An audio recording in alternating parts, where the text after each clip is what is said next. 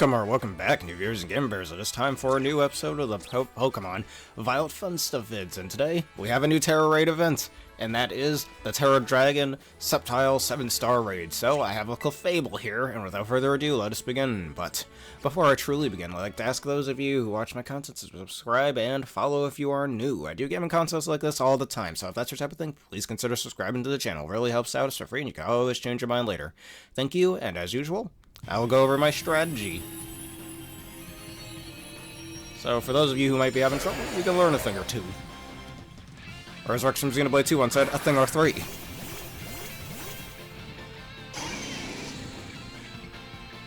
Alright, so Tera Dragon Sceptile, normally a grass type. So that means it'll have stab for both its grass and dragon moves. It will start off with a Leaf Storm first turn, so that's scripted to hit. If you're playing with NPCs, it's fine.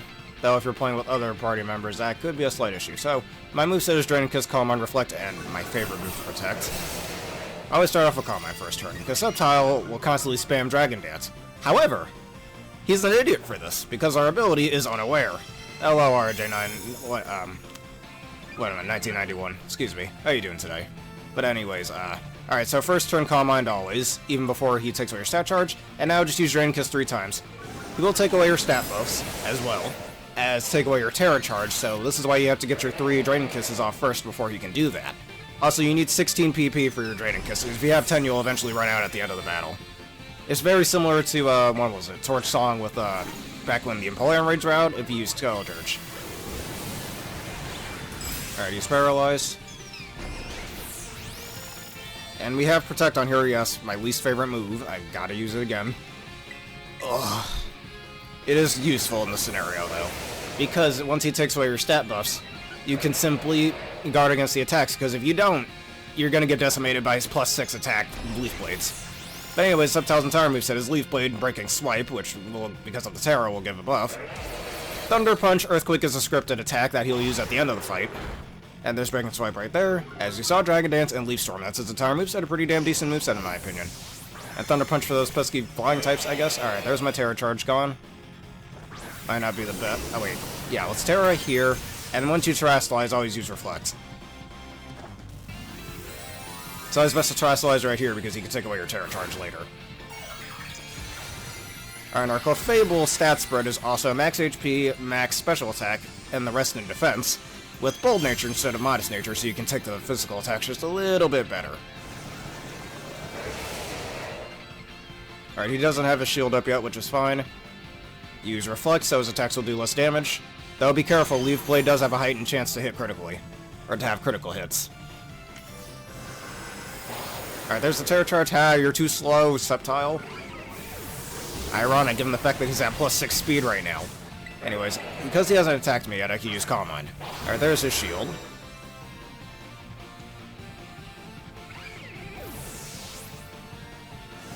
Alright, he keeps Dragon Dancing. Surprised he hasn't gone to +6 yet. Alright, speed can't go up anyhow. Oh, that's why the Intimidate from the Arcanine. Not like it matters.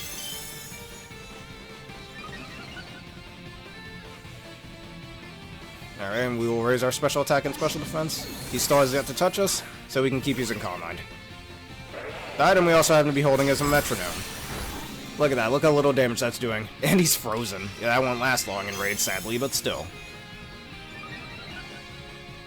Alright, because of that, I can use a third one. As long as we can keep getting these off, we're good. Because once your HP gets to a certain threshold, it's time to use Draining Kiss. So once you're at, like, +5, +6 Calm Mind, you pretty much just spam and Draining Kiss for the rest of the fight.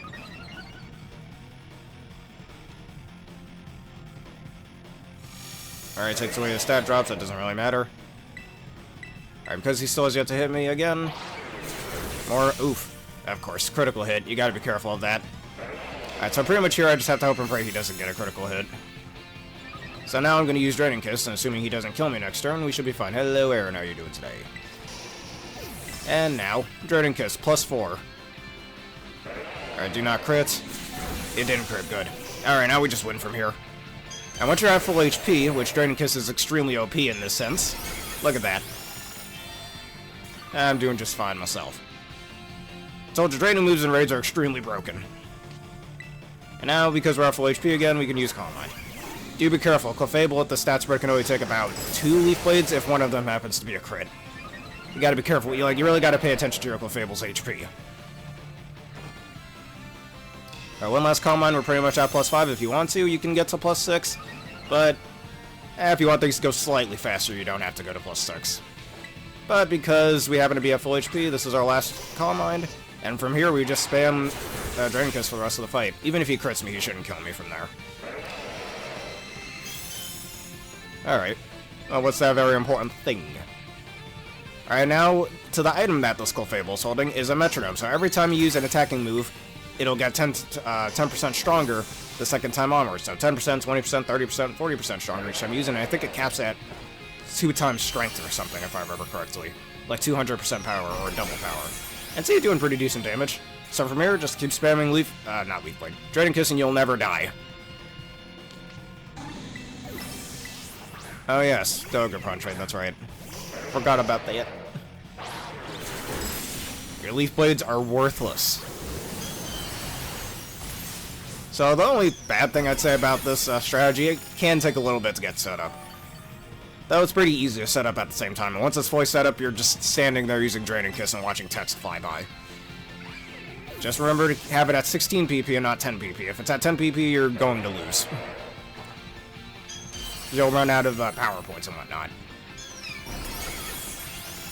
And as you can also see, my Dragon Kiss is steadily getting stronger.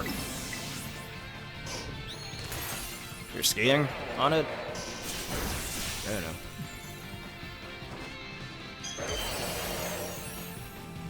Now, if you'd like to do the raid together, don't hesitate to ask. Alright, you're almost out of shield energy. And yes, Terra Fairy, forgot to mention that, as you can see here.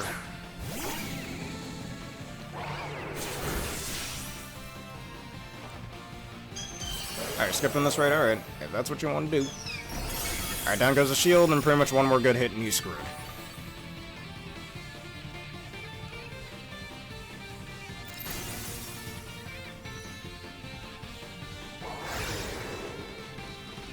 Alright, there's the scripted Earthquake that I mentioned before. It didn't do anything. And now Dragon Kiss, and you're dead. So, that's how you do Sceptile Raids. For those of you on YouTube, thank you for watching. You have learned something today. And for those of you on Twitch, if you'd like to do a Sceptile Raid together, do not hesitate to ask me. I will be more than happy to help you.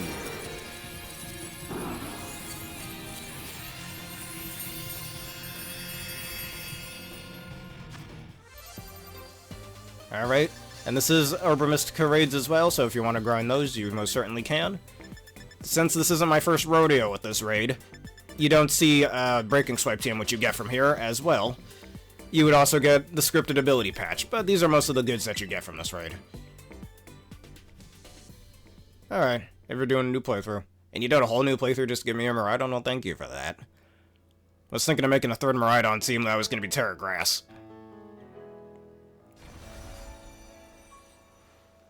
Like maybe when Regulation H comes out, we can use 2 restricted legends, something like that, is what I'm thinking. Alright, so before we do our little trade, let me think of what I want to trade.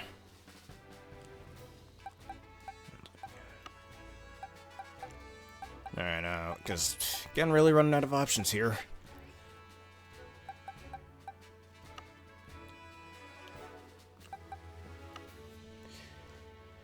Alright, no, I need that one Zakat.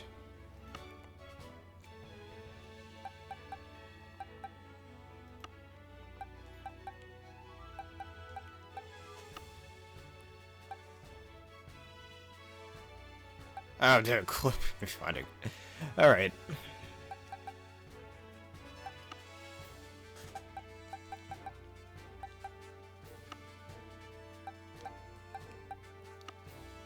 And still don't really know what I want to give up.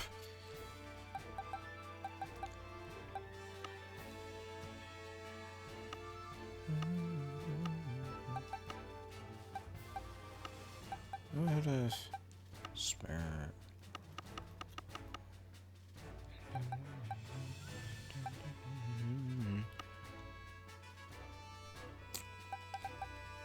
That's a Terra Steel Garganacle. I might need that. Hey, yes.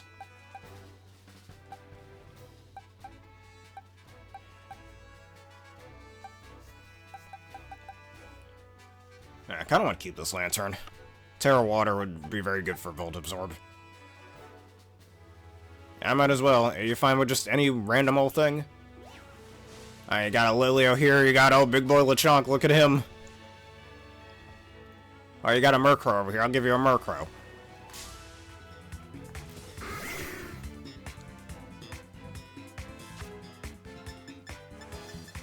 Just basic Ultra Ball should catch it easy.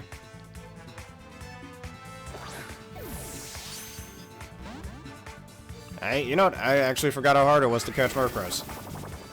Remember how annoying they were to catch in older games? Mainly X and Y and before, just because of their really low catch rate. Part of me kind of wants to make a Murkrow team as well, but I don't know, Murkrow is well past useful thanks to Tornadus and Whimsicott being around now, unlike when the game first came out. And pretty much Murkrow was the only Prankster Tailwind user. I'm gonna use Quick Ball. Oh, come on, man. I need something with False Swipe. I don't think I have that. Oh, your wind. Very strong, Murkrow, dude. I guess. In the ball now. Oh, boy.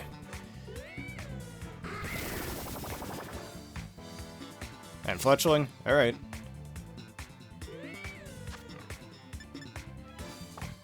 Yeah, I'll try to repeat ball this time.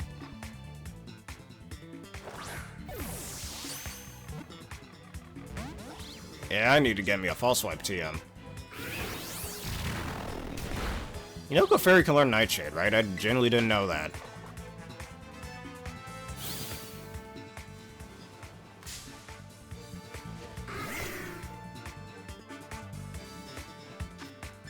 Alright, in the ball. Come on, you gotta get in the ball.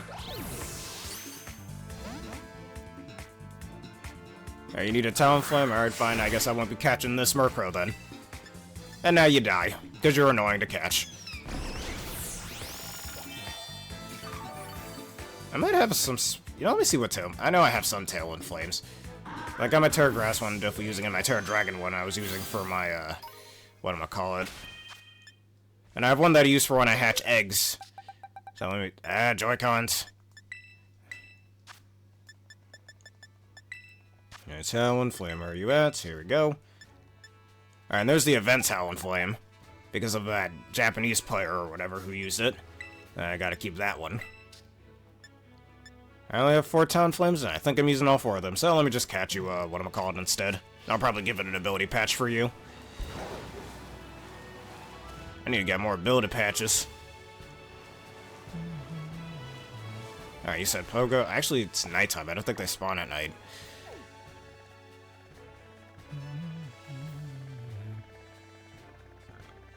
Alright, Pogo Path, where are you at?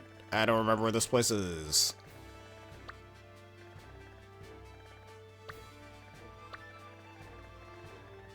That's right here. Oh, that's the lighthouse.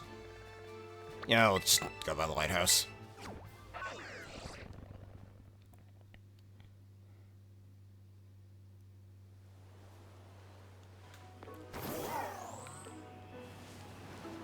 Alright, now I'll just scour the area for one. I think you get Fletchinders in Blueberry Academy. Oh, you motherfucker. You want a shiny Hoppa? Actually, you know, never mind. Because the one I already have, I'm not going to evolve. This one, I'd like to evolve into a Pink Jumpluff. Either that or throw it into BSP, I don't know.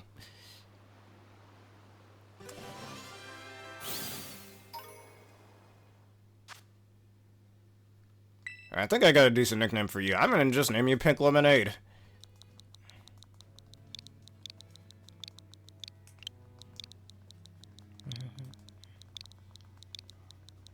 I could go for some good old lemonade right now. Alright, good to know. That makes things easier. I know I sounded a little upset because I'm a little tired of seeing all these shinies. Oh, look at that, your Fletchlings. Alright, let me catch one for you. And I'll give it an ability patch and you can do what you'd like from there. Quick ball. I need to buy more quick balls.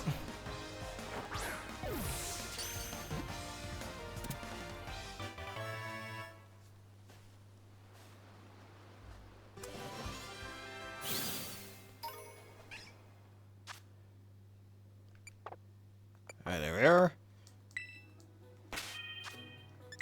Do be careful of the nerfs to Gale Wings, though. Once you're not at full HP, it's useless.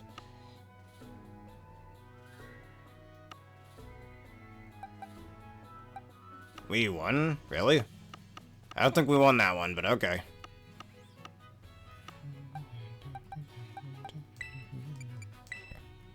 You hate quick balls? I think you should have told me that beforehand. That's okay. I'll catch another one for you then.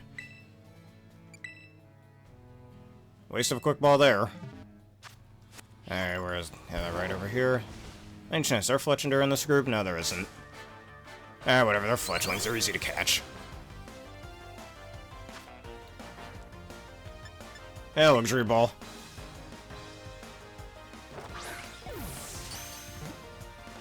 Ah, there we go.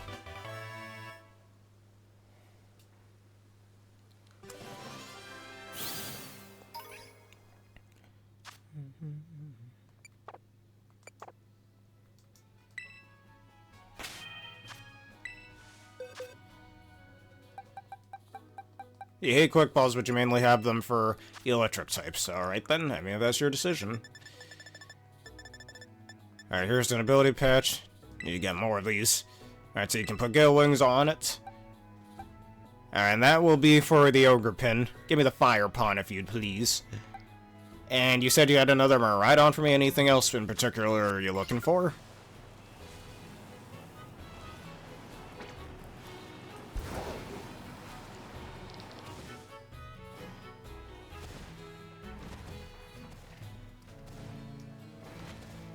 Not yet, then.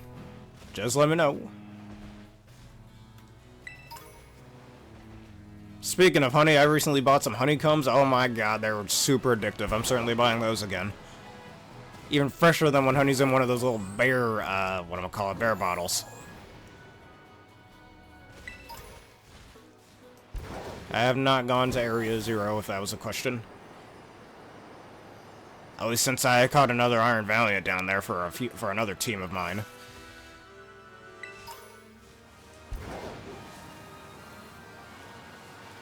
Hey, if you're not ready yet, I'm gonna go find another Sceptile Raid. Oh, never mind, you are ready. Just waiting for the loading screen to go off. Oh, there's not... One of the Sceptile Raids isn't even available. It doesn't matter. What am I doing? I gotta use the code, man.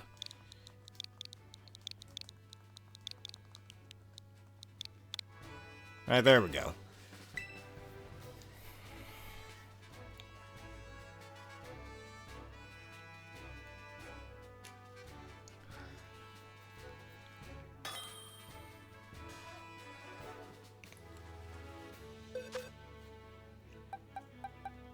Alright, here we are.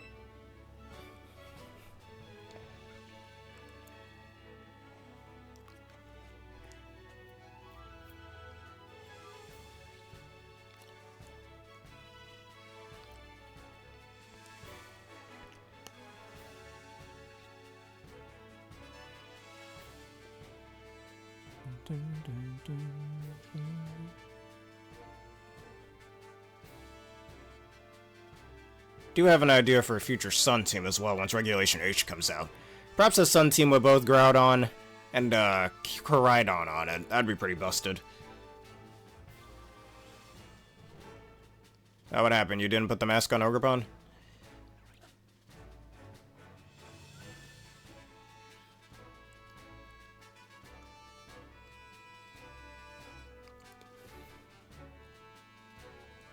I'm holding on.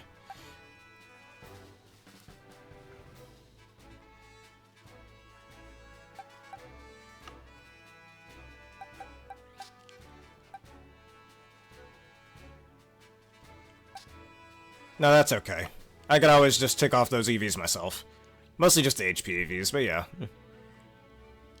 I got plenty of those berries, I'm good.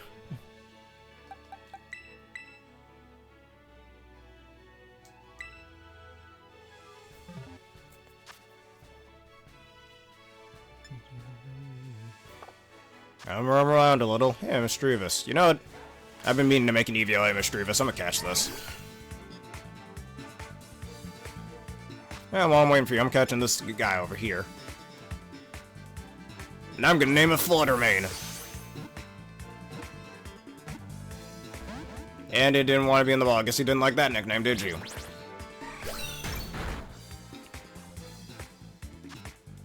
Alright, stay in the ball this time.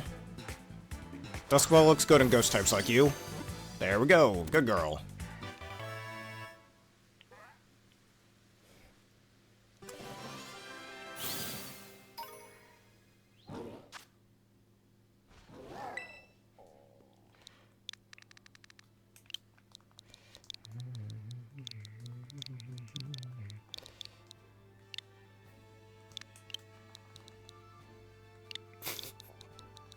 Totally a Fluttermane, yep. Totally a Fluttermane, everybody. It definitely is. Oh, we'll do the same code. Definitely gonna train that guy up real fast after this vid. Got the stats for it, so why not? I'm just gonna... I might even go kill some more Duraludons later.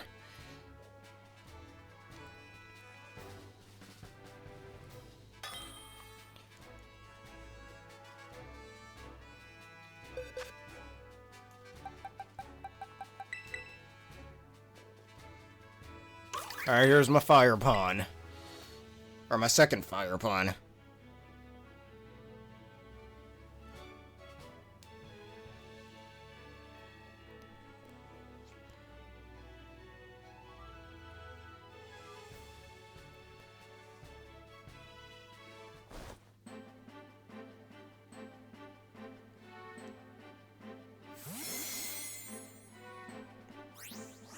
I think my moveset for that Mischievous should be Calm Mind, Will-O-the-Wisp, Draining Kiss if it learns it, which I think it does, and Shadow Ball.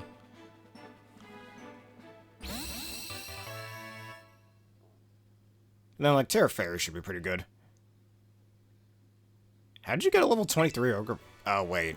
It's probably from somebody who did the, what I'm gonna call it, the Teal Mask DLC very early on. It'd be the same case with, like, Kubfu and whatnot back in Sword and Shield, I think. I am probably wrong about that.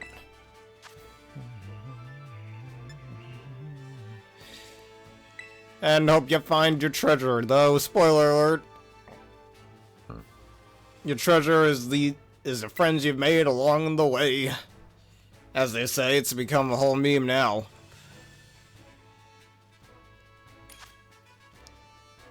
Alright, there are some people who will try to use, like, Malamar strategies for this with, like, contrary skill swap, which is a little gimmicky, especially if it uses Leaf Storm, which actually after the first turn it'll never use Leaf Storm, so... Why am I even saying that? I don't know. I don't see the name on there. You mean the profile name? I don't know. Maybe I'll give this one Woodhammer. Alright, is this one Goodra useful for this? Who knows? Well, if he's using Acid Spray strats, it ain't gonna work with me. Because I am unaware. Though I'm kind of liking this team, so screw it.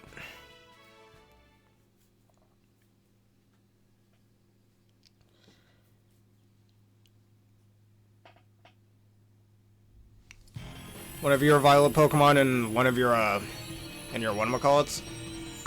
On one of your later teams, or one of your later files. That's pretty neat.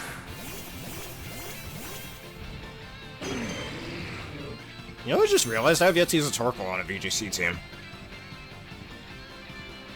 I could have used it in my, Groudon team, but nah, I don't think so. Alright, there's the Mighty Leaf Storm. The only time I'll use it. Calm Mind first turn. They should have given it, like, Grassy Seeds instead of Grassy Terrain first turn or something. I don't know why they didn't do that. Unburden's useless for it.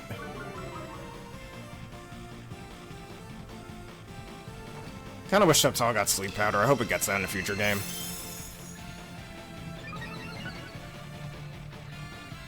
I'm on Calm Mind and just Drain Kiss 3 turns in a row. Yeah, he's Acid Spraying, it doesn't work. And I think that Malamar is likely Stellar typed as well, makes sense. Burn and Jealousy. Leaf Storm is still, not Leaf Storm, Leaf Blade is still hitting pretty hard.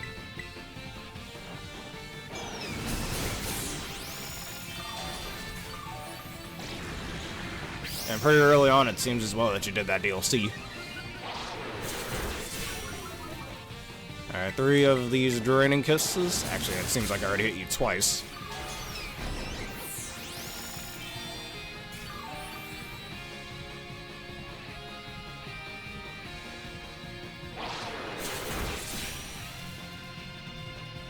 Our breaking swipe means nothing to me. You're a loser. And part of the Malamar strat is you gotta let yourself faint, so you get back your contrary ability and you can use superpower. I'm the only one who ain't getting his attack lowered. Alright, take away my step buffs, that's actually fine. Actually, that means I have to use the shield now. Don't do that. I could try slice simultaneously, honestly. Yeah, because you always get Kung at level 10, so that's my mistake. Like, whether you're doing it at the second gym or after you've beaten the game before the DLC came out, yeah, it'll always be level 10. Ogre Pin ain't the same, though.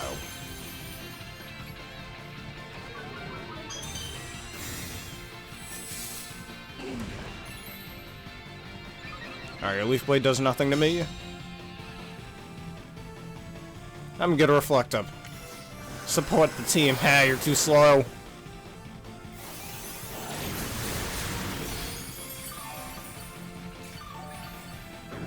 It's weird how it feels like it's harder to do these raids when you have partners. It's a special one indeed. Definitely a very special girl.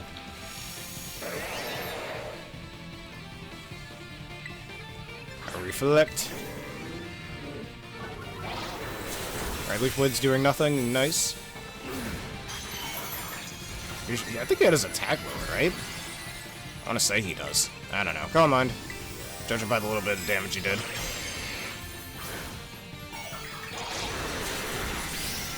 Alright, pretty good, pretty good. Calm mind. And Tera Darkwire. You're not Stellar Tera? Whatever, dude.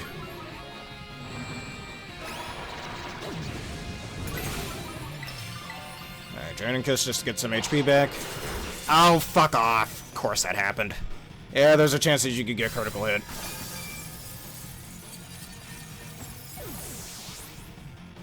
Yeah, real story, unlike one of the comments. And I've lost my Tera. Well, that's no good.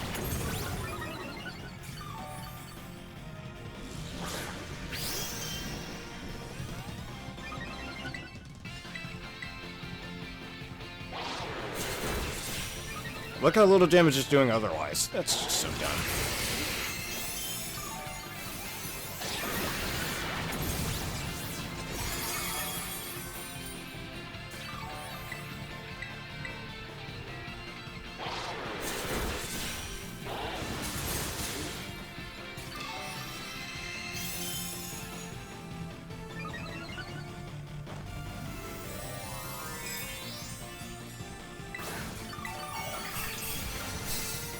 Yeah, that heal cheer would have been pretty useful before, I'm just saying.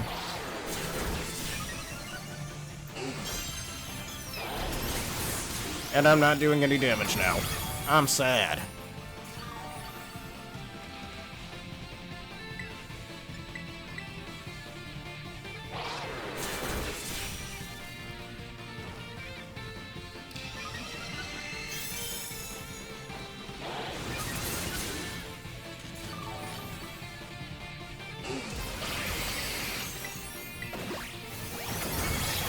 Body press is doing quite a bit, though.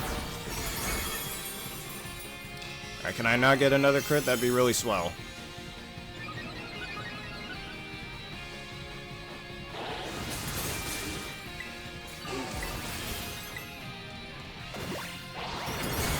Alright, good, no crit this time. I mean, it was their first attempt at DLC. Technically not. I consider Ultra and Ultra Moon to be what I like to call expensive DLC. Oh, that's not enough HP. I got a heal cheer now. I really wish I was Tera right now.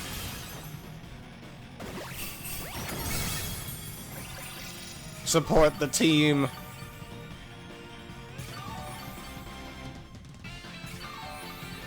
And that was a bad heal roll. That's just swell. Well, the Torkoal could win it for us. There is a chance. Probably just wants to attack cheer, but would that even... No, it wouldn't work. Can I get into a decent HP pull this time? That'd be really nice.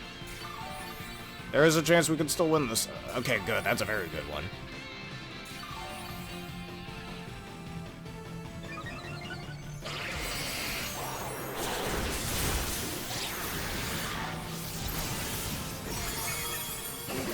A lot of particle effects. Alright, there is the scripted earthquake. That will do nothing. Dragon Kiss, there is a chance. I see the vision. I see the vision, it's crystal clear. I don't need my Tera to win here, I've got the power of friendship. From a bunch of strangers on the internet. Totally makes sense. Alright, and the Torko's Mighty Press should kill from there.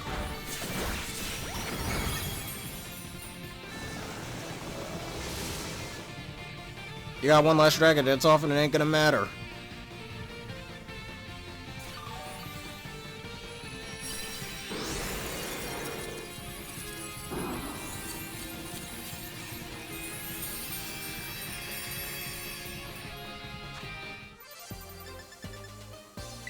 Nah, it kind of felt like that with me.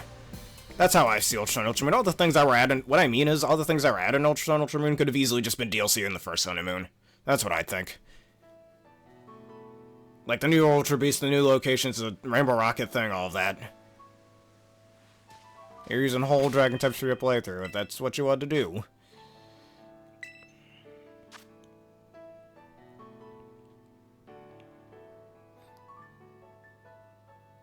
Alright, another one right here.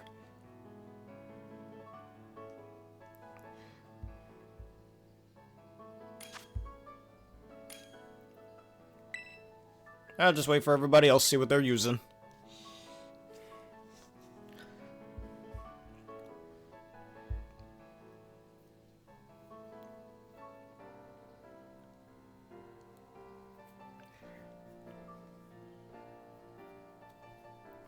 Clefable.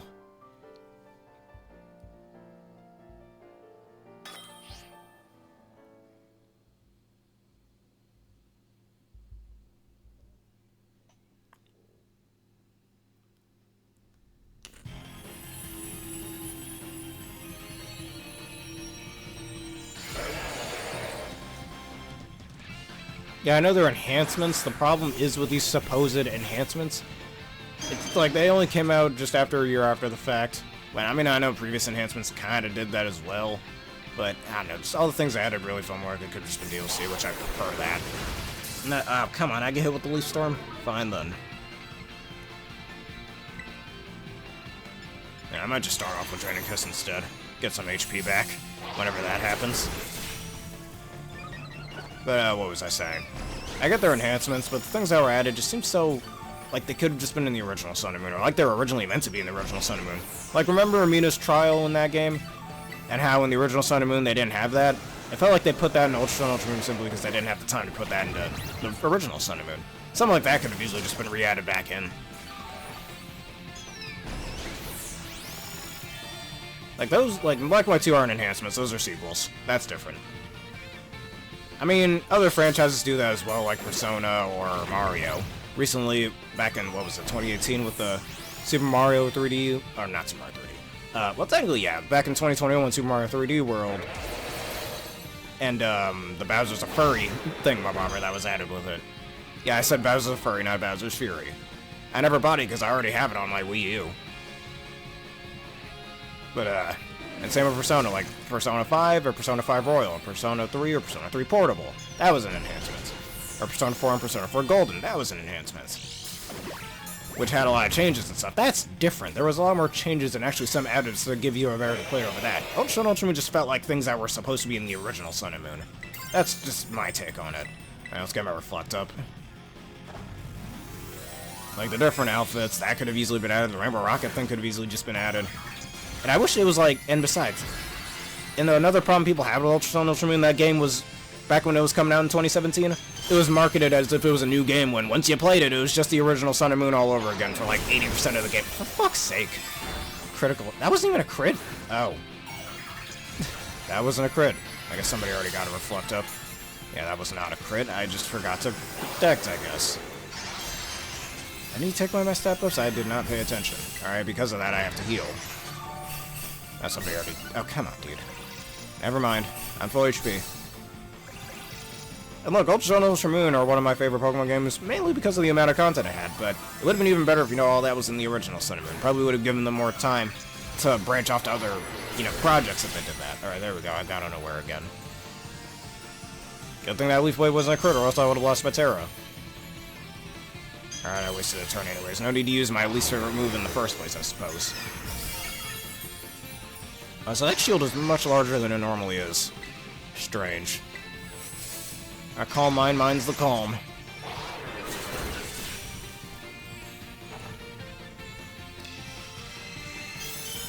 No, it's not. That's incorrect. Hitmonchan is not my favorite. You're thinking Hitmontop. Hitmontop is my favorite fighting type. A Leaf Blade. I just don't need one more crit, and we can. Well, I'm gonna use Dragon Kiss next turn.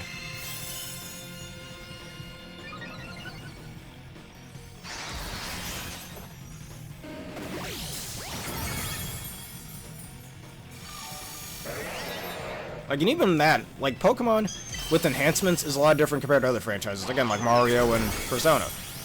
Like, do you know what year the original Persona 5 came out in? 2016 for Japan, 2017 for everywhere else. Do you know what year Persona 5 Royal came out in? 2019 for Japan, 2020 for the rest. There's this bit of a gap in between there, and same with Mario. Super Mario 3D World plus Bowser's a Furry. I'll keep saying Bowser's a Furry, I don't care how annoying it is. That came out when the original Super Mario 3D World came out. That came out in 2013 on the Wii U. Bowser's a Furry didn't come out till early 2021, nearly 8 years, like 7.5, 8 years later. And same with Super Mario Bros. U. That came out originally in 2012 on the Wii U, when the Wii U first began its life cycle. We did not get an enhancement of that until 2018, nearly about 6 years later. Now, what is the time frame between Sun and Moon and Ultra Sun, Ultra Moon? Sun and Moon came out in 2016. Ultra Sun, Ultra Moon came out in 2017. Not even a year apart. Just about a year apart. Do you really think that's enough time to play through the same region over again? Which is the criticisms a lot of people had with Ultra Sun, Ultra Moon to begin with. I mean, you could have that criticism with the other enhancement versions as well. At least Pokemon Yellow, that started off as a way to, you know, kind of capitalize on the anime success back then. Like, that coming out right after Red and Blue, because, hey, Pokemon turned out to be super successful along with the anime, so it makes sense for them to capitalize on that. Then Pokemon Crystal, that came out in 2000, while Gold and Silver came out in 1999. So, it was right afterward. Pokemon Emerald came out in 2005, and Ruby and Sapphire, I believe, came out in 2003, which is probably the biggest gap in between enhanced versions in the Pokemon franchise, along with Diamond and Pearl to Platinum. Well, Diamond and Pearl came out in 2006 for Japan, 2007 for everywhere else. Platinum came out in 2009 for everywhere else and 2008 for Japan. That's a little bit more of a sizable gap than Pokemon Yellow, but at least Pokemon Yellow kind of makes sense for that gap to be so short. So Pokemon Crystal, and especially Ultra Sun, Ultra Moon, and I have a feeling, because we were supposed to get a Pokemon Z version back in Generation 6, but that didn't happen due to time constraints. I imagine if that happened, we'd probably have a similar situation, only there'd be another year in between because Oris had come out in 2014. So it'd at least make it a little more of some merit to play it over X and Y, not, like, right afterward. Again, that's people's main criticisms with Ultra Sun, Ultra Moon coming out so soon. Do you really want to play through the same region only a year or so after the original? As much as I like Ultra Sun, Ultra Moon, that game just felt like expensive DLC to me for that reason, and that's one of the main reasons. Other than, like I mentioned, the battle agency, some slight changes to the battle tree. The 4 new Ultra Beasts plus their Aura being added. Funnily enough, no new Alolan forms, it was weird. But anyways. What else? Some new areas that weren't in the original Sun and Moon. No new ride Pokemon either. Trying to remember, it's been some time since the Ultra Wormhole stuff. The Ultra Recon Squad. Dusk Form Lycanroc. All these things could have just been additives in the original, like some expensive DLC, if you will. That's why I call it that.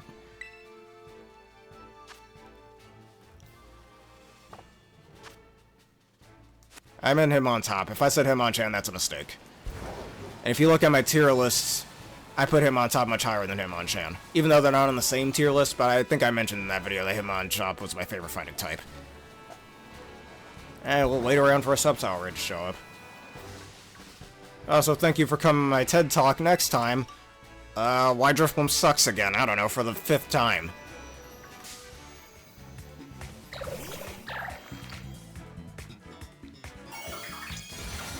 Let me speak about Persona for a split second again.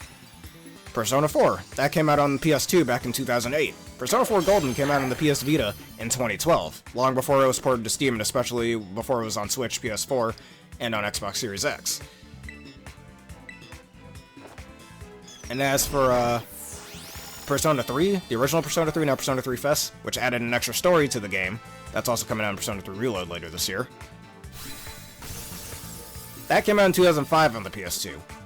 Persona 3 Portable, I believe, came out in 2009 on the PSP, hence Portable in the name, and again, before it was ported to other systems like the Switch.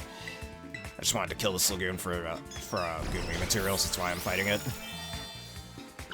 Need those Draco Meteors. But yeah, I just wanted to backtrack on that for a split second. I don't really know any other franchises, at least off the top of my head, that do enhancements like that as well, but Mario and Persona are pretty much my main two examples over what Pokemon did. Because again, there's a sizable time frame in between those games coming out, so therefore you'd have some little time to wind down after playing the original, and then when the enhancement comes out, if you choose to do that, it feels a little more fresh, because it wasn't just the year prior like Pokemon likes to do. Oh yes, you'll get Sonic Frontiers eventually. Have we had any Sonic enhancements? Well, with Sonic Generations X, whatchamacallit, Shadow the Hedgehog coming out, I want to say, I don't think that's a full-on enhancement, I could be wrong, but even if it is, that's coming out in 2014 later this year, when the original Sonic Generations, say it with me everybody, came out in 2011, 13 years ago. That's plenty of time, and that's not counting the 3DS version, but that's plenty of time in between the two games.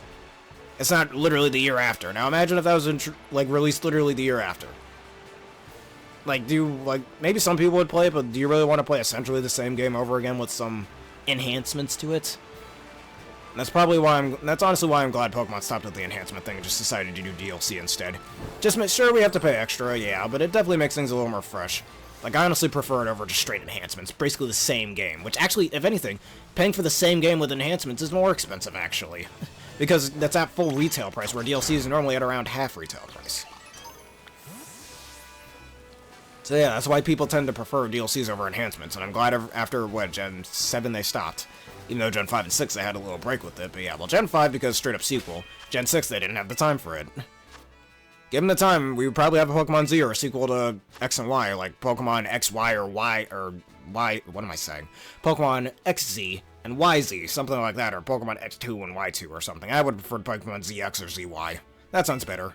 And a little easier to say, you know, kind of like Mega Man ZX admin, it sounds a little easier. Or just Mega Man ZX in general. Which again, if they had the time, we likely would have had that in 2015, but that's not the reality we happen to live in. And alright, yeah, let me stop with this TED Talk and go kill some more Sceptiles.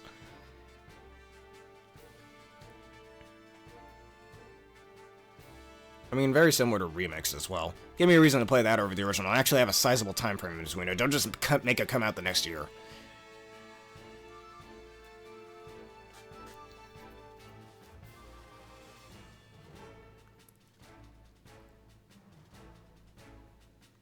Alright, and this one isn't available either.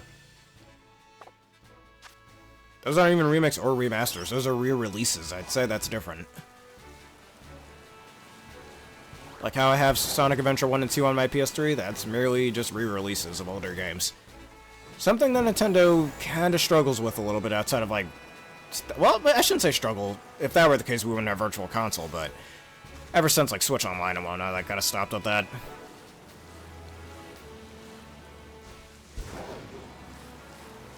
Because, like, people want to play some older games. If the main companies aren't going to make them accessible, they're just going to turn to emulators. And besides, there's a little money you're leaving on the table if you don't make those older games accessible. Sega understands that. Capcom understands that with the recently announced Marvel vs. Capcom Fighting Collection. No Marvel vs. Capcom 3 or Infinite on there, but it has Marvel vs. Capcom 1 and 2, which is kind of hard to get on modern consoles now. Like, the latest console those were available on was PS2, which I hear on the wiki you can get Marvel vs. Capcom 2 on PS3. I tried looking it up, I could not find anything like that, so that might be an error. But now, once that comes out later this year, Marvel vs. Capcom 1 and 2 will be more accessible, just like the more recent games. Like something like that. Terra Dragon Luminion. Luminion, you're forgettable. Man, give an evolution that's part fairy type or something. Alright, another Sceptile Raid show up. You know what, I really want a Shiny Mareep in this game. I have a Shiny Mareep in my copy of Ultra Moon, though. I'd probably keep it on Mareep, don't even evolve it. I like it. It's like a black cherry type looking color. That's what it looks like to me.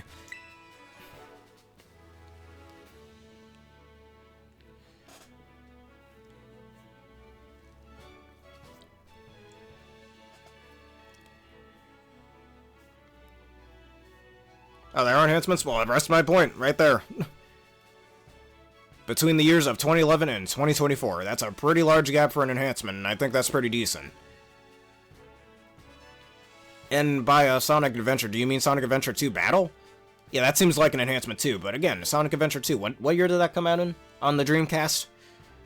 I think 2000, 2001, I'd like to say, and Sonic Adventure 2 Battle on GameCube didn't come out till, I want to say, 2004. That's still a pretty sizable time gap in between. Gives you some time to, alright, I've beaten this. Now, a few years later, if an enhancement comes out, maybe I'll like to pick it up again at some point, all that. Not just releasing it the year after.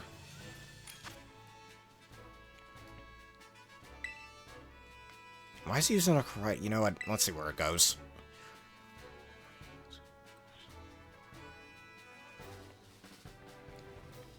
I hear his Emerald strategy works well, just be careful of Leaf Blades, I suppose. I mean, once you get the Terra Fairy off, it shouldn't be that bad, right? Probably not.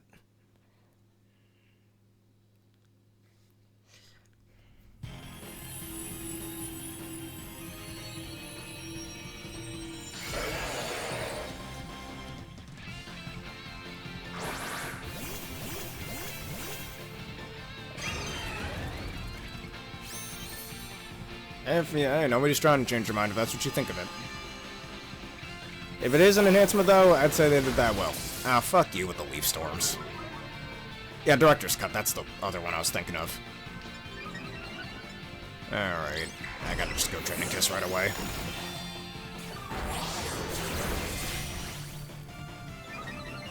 Yeah, something like that. That's how you do an enhancement, not, oh, let's release it the year after.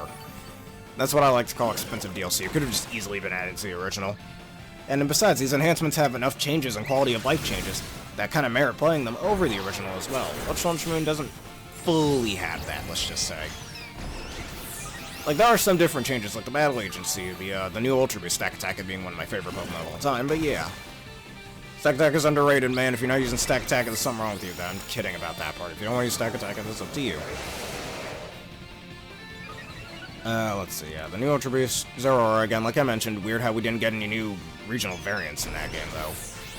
What, the Zygarde cells were replaced with those totem stickers? Yeah, because Paper Mario Sticker Star is the game everyone wants to be reminded of. Seriously, that was my first thought when I first saw that trailer, back in, what was it, 2017? It was in my, sophomore year of high school when that was coming out. What, a few new Z moves, like Komaro getting its signature Z move, the new Necrozma forms, yada yada, par for the course. But in my opinion, that all because it's easily been like $20 DLC in the first Sun Moon, and there was no reason for it to come out only about a year later. That's not exactly an enhancement, in my opinion. Like, when it comes out that soon in between, that ain't an enhancement. That's a DLC at that point. And I gotta use Protect. He took away my stat drops. Or my stat buffs. I don't want to get hit by a very powerful... Oh, fuck off. Oh, screw you, you suck. Also, why Terra Dragon Sylveon, if that's what you want to use.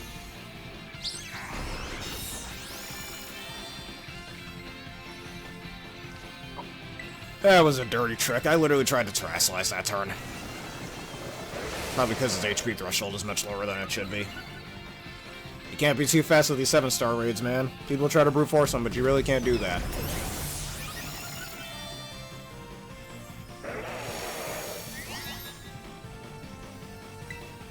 Yeah, they tend to do, like, you know the saying, yeah, I'm about to sound real old school, but literally Sega does what Nintendo don't. And that's one of those things. It's the same with Sonic Mania, how they let fans develop that game, where Nintendo's super stingy with that. Same with Disney, to be fair with you, but yeah. And Sonic Mania turned out to be one of the greatest Sonic games of all time because of it. Or at least that's one of the reasons. I wouldn't say that's the only reason. Yeah, I don't think we're winning this one. We're good next time. I did want to make a Dragon-only team back in Pokemon X and Y when that was the latest Pokemon game. But I think I already brought that up before.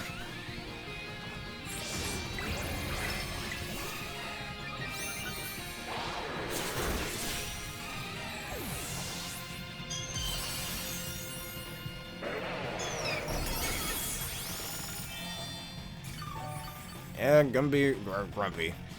I guess they just don't like when they're really having full control over their creative freedom. Nah, I don't know what the hell I'm saying. I guess they just don't like too much fan intervention. They kind of want people to buy their own products, not something fan-made. Because they think that the fan-made projects, like, again, Pokemon Uranium, what happened to that game, is going to take away from their main sales. Another reason probably why they're so against emulation. When companies like Sega and Capcom don't really do that. Hell, the fan-made Mega Man game, Mega Man X Street Fighter, I believe that came out in 2012. Hell, Capcom was so impressed by it, they decided to consider it a main series Mega Man game. I mean, I'm surprised they didn't do that with a certain other fan-made Mega Man game that I want to play on this channel at some point, but yeah.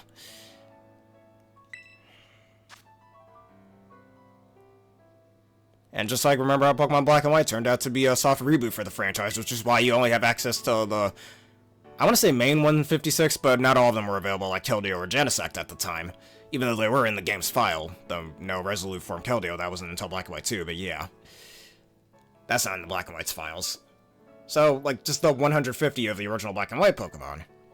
Because it was a soft reboot for the franchise, but after how much backlash Pokemon Black and White got for that, which, again, back in 2010 and 2011, you all suck for that. Look, I know I was just a little bear in the 3rd grade, I was only 8 or 9 years old at the time, I know. But, because of that, every Pokemon game we've had since then, its quality has dropped down from Gen 5, I'd say. Well, a little bit. Maybe I don't think I think that as much as most people do, but you can tell there's at least a bit of a quality drop. There's a reason why people say the DS era for Pokemon was the best era of Pokemon at the moment. Or at the time, or still at the time. If that backlash never happened, I think we'd have more games like Pokemon Black and White and Black and White 2. And those are considered to be one of the best Pokemon games. Black and White 2 is like my second favorite Pokemon game behind Heart Gold, Soul Silver. More specifically, just Heart Gold, but yeah. Like, if you were not, like, I remember even my older brother used to shit on Black and White all the time, saying, oh, it's one of the worst Pokemon games and stuff. Just because other people didn't like it, because, ew, trash bag Pokemon, ew, Vanillux. Screw you, I love Vanillux. And I swear if Vanillux were in this game, I'd have a whole team of Vanillux. I'll beat a VGC competition with a whole team of Vanillux just to prove it. Anyways, but sadly that's not the reality we live in, where the good old ice cream cone is available in this game. Maybe in another universe it is, but it ain't this one. If it ain't this one, it don't matter. But again, X and Y didn't really get the same level of hate. Sun and Moon didn't get the same level of hate. I don't think you really saw the same level of hate until, I'd say, Sword and Shield came out because of, you know, the whole Dexa controversy, which again was inevitable. We have well over 1,000 different Pokemon now, and back then, just under 900. Before DLCs and before Legends Arceus, all that crap. So that was an inevitable thing, but because of the huge time constraints and annual releases, yeah, because let's pull the Cyberpunk treatment, or the, dare I say, the Call of Duty treatment, and release games annually, which is never really the best idea. For a game development, your games need time in there. Like 3 years, I wouldn't say is enough to really develop a well fleshed out game. Good morning to you, Steph. How you doing today? And welcome to my TED Talk on enhancements and stuff. In case you missed it, Wild Sun Ultra Moon, I consider it to be expensive DLC, while other enhancements, like some Mario game enhancements or Persona game enhancements, are actual enhancements, not just some bit of DLC with an extra price tag stuck on it. Like even then, remember when 3DS games were sold at full price of $40? But now they get sold at $60. So imagine if instead of getting Isle of Armor and Crown Tundra for Pokemon Sword and Shield, we got Pokemon Sharp Sword and Sturdy Shield or something. I have a feeling Generation 8 would be even more hated than it already is. If you think they suck, that's fine. Me personally, one of the best Pokemon games. But, what else? Or imagine if instead of getting Teal Mask and Indigo Disc with Pokemon Scarlet and Violet, we got Pokemon Past Scarlet and Future Violet or some garbage. I don't know. Anyone want to think of a fan name for that? Because that's the best I got, and I don't know, frickin'... No, we didn't have Terapagos. Maybe some other third legendary confused with Corrado and Miraidon. Okay, sounds pretty cool. Or maybe Cyclozar could have a present form or some garbage. That's a special legendary or some shit. Or like Dobbs, a certain other Poketuber, had an idea of making a Cyclozar form from a different dimension instead of from the present, because Cyclozar kind of is the present form of that species. So you can't really make a present form of that present form unless you give it like a really special evolution method. Like something like that could have been that, but personally this is why I preferred us getting a DLC with a separate story and some more Pokemon that don't really have much of significance to our current legendary duo. It was the same case with Calyrex. Like, imagine if Calyrex had something to do with, why are you using a Magikarp? Anyways, like, imagine if Calyrex had something to do with Zacian and Zamazenta or something. Like, maybe, wait, let me not give Game Freak any unbalanced ideas over here. Excuse me, but imagine if Calyrex could ride Zacian and Zamazenta while they're holding their swords and shields. They're gonna have a base stat total of over 100. Not 100, 800. That's going to be sick. It's gonna make freaking Mega Rayquaza and the Mega Mewtwo's look like fucking Magikarps in comparison.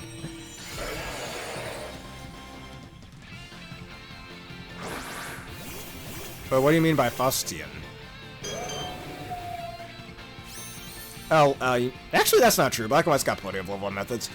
Well, I shouldn't say plenty, they are slightly limited.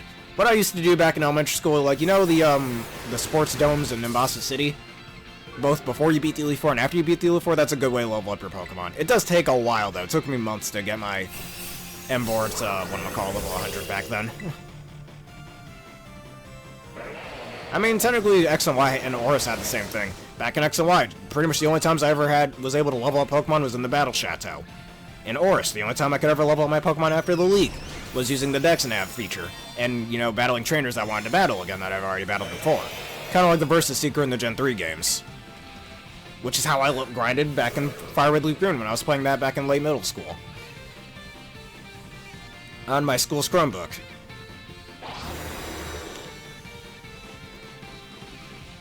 I mean, I'd say leveling up didn't become super easy until Generation 8. That's one thing that game did. Oh, come on, really?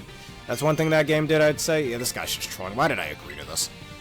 Just using a Magikarp. He's trolling over here. People are trying to win matches, you fuck. Anyways. Yeah, it doesn't evolve till level 52. I mean, to be fair, you don't get Ponder until, like, what, Route 9, which is after, like, yeah, right after the 7th gym. To be fair with you, it's pretty, you do get it pretty late in the game when, at its highest, I want to say it's like level 39, level 40. Though that still can take a little bit of time to level up. Guess I'll die. Stupid guy with the Magikarp for sabotaging things.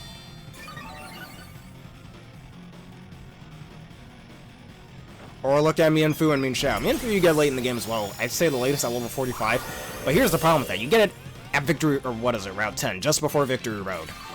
You can get them in Victory Road too, but they're like level 45, which means you won't have far off to level it up, I guess. But that late into the game, I mean, there's theories that because Univa's based on New York or America, that because of the, you know, easier lifestyles creatures have in the Unova region, because it isn't as dangerous as other regions, say, like Hisui, for example, which is the reason why we have Hisui and Braviary. And I like how people basically say when Braviary came to the Unova region, its brain got smoother. Yes, it did.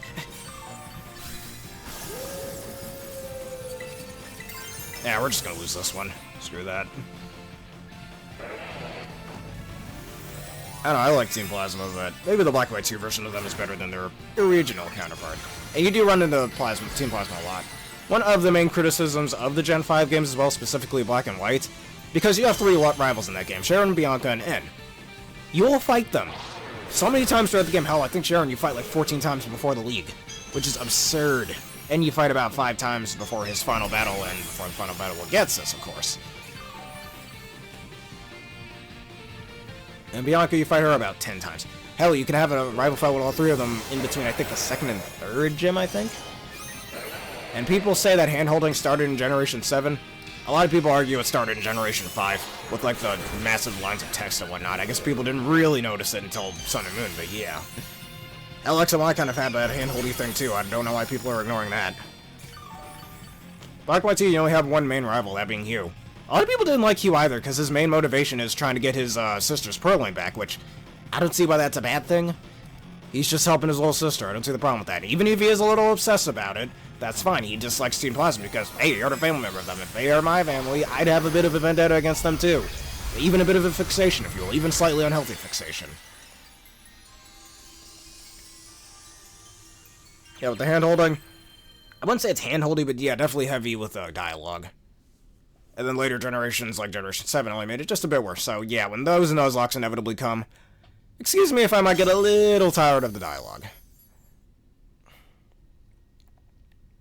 Again, he's a cool rival, I don't care what people say. He was basically Gladion before Gladion.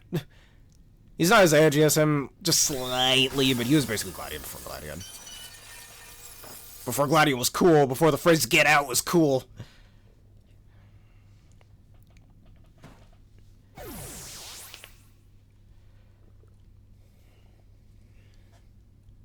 You know what? Speaking of rivals, why don't we just talk about Pokemon rivals for a bit? Of every rival, it's not going to be a question of the day, we could save that for a future vid, but of every rival from Generation 1 to 9, who's your favorite? And that includes DLCs as well. Who's your favorite and why? I wouldn't exactly call his hairstyle a Sonic the Hedgehog hairstyle, but it's close. And the stupid Joy-Con.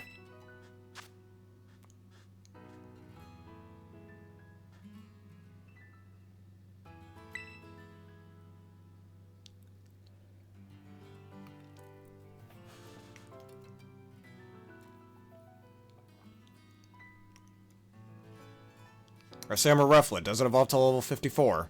And Volibye, but again, you get them late game, but they do take forever to evolve. Slightly off topic there, like, rivals. I mean, maybe of all the rivals, obviously I'd say May and Brendan are probably the worst ones. Hell, I'd argue even Dawn and Lucas are the worst in the Gen 4 games. They don't even battle you. They're called rivals, and they don't even battle you once.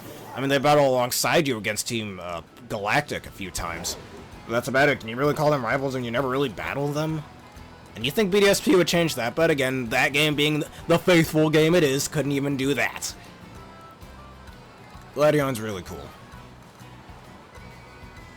Always liked his design. His teams were pretty neat, even if his teams have massive weaknesses to like ground types and fighting types and shit, but yeah. If Great Tusk existed in Generation 7, bro would have no answers for it. Except for maybe his Crobat, and even then, Great Tusk has a high defense stat, and HP stat Crobat, and is what, base 90 attack? It ain't doing nothing to Great Tusk, even if it's hidden for super effective. Even though yeah, that's his only answer to Great Tusk. Like, give Great Tusk a decent rock move like Head Smash, yeah, he's fucked. Even if both of Crobat's typings do wall Great Tusk stabs, it don't matter. A little coverage says hello to that. And Nimona, like I mentioned, she's both cute and cool. Good rival indeed. She's, like I mentioned back in my playthrough of that game, she's basically just Hop and Howl, but a little more toned down with the battle-ready attitude. Look, I get it, battling's fun, I should know that as a VGC player myself. But if you don't want to fight, I should have the option to say no to that. Which Nimona, I think, is the first rival to actually give you the choice. Hey, you want to battle me? No? Okay, that's fine. Every other rival since Gen 5? Actually, even before that. You want to battle me? No? Ah, fuck you, I'm fighting you anyways. The hell's the point of giving me a choice then, you stupid head? That's one thing in gaming, like, you see this all the time. You see it in Tales of Games, you see it in Personas, you know, like, whatever. Like, I hate when I'm given a choice to say yes or no to something, essentially, and then no matter what choice I say, like, something, like, whatever that is, stupid happens anyways. Like, whatever that choice is, the thing I don't want or want will happen anyways. So what's the point of even giving me a choice, asshole? Like, the point of giving players a choice in what they want to do is to see different outcomes. Maybe give the player a different, like, meaningful outcome, not just a slight cutscene. That's always been my little bit of problems with that. So, doing my own games and whatnot, if I give the player the choice, you want to do this, yes or no? Okay, no, okay, yes. Don't just say yes or no, but then we're doing it anyways. The hell's the point of me giving me a choice then? What was the point of that? You gonna waste coding for a slight joke, really? And not even a good one? Fuck out of here. Oh, Bombardier, you need to die. Get down here. Just in case I need to make Tailwind TMs.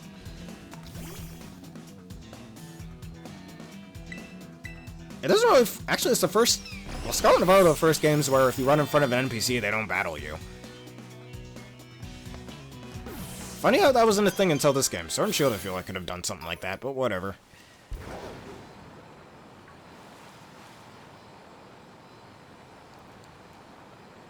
Alright, 8 more Sceptile Raids.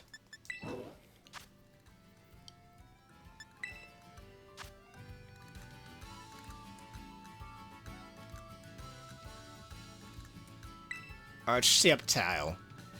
Now let's hope this one's available this time. Oh, look at that, Terra Water Amoonguss. VGC players are cheering. I still find Amoonguss to be really passive. Again, I use it on my my Terrapagus team or my Baby Turtle team. I still find it to be really passive. It doesn't really do anything other than redirect some damage, put things to sleep, and take a hit or two, and that's it, really.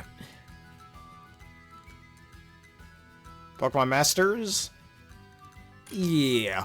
You can fight trainers on Pokemon Masters as well, but that's kind of, like, that's separate, even though for some reason Pokemon Masters apparently is canon to the main series games, even though it retcons quite a few things, I'd say, but yeah. Like how Silver is apparently pure-hearted and has access to Ho-Oh, yet despite how he acts and the fact that he stole Pokemon later on, I don't know. I saw Yuri's team, yes. Era, Caledon, Dragology, some other things. I did bring that up when you mentioned it, as well as me bringing up that old Dragon-type team I had in Pokemon X and Y, which I think do I still have some of those old ones? I don't remember.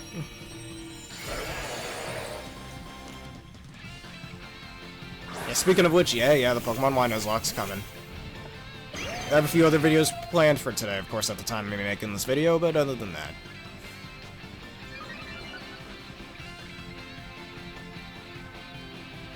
Ah, your Leaf Storm didn't miss. Sap Cyper. Eh, Calm Mind once, why not?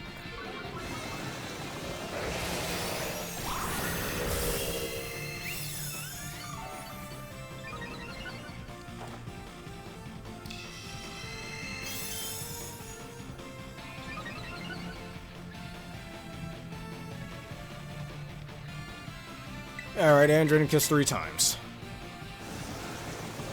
Let's hope they don't damage him too quickly. Again, why are you running Moonblast on a Zacian of all things? Why? What's the point? That's so stupid. Why do people do that? You told her that sort of was meant for blasting people with the moons. That makes a lot of sense.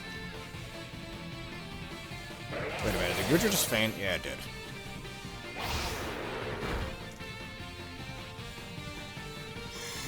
Oh, I gotta use Protect already. Way too early for that, and there's no shield. Ow, screw you. This is why it's easier to do these things solo.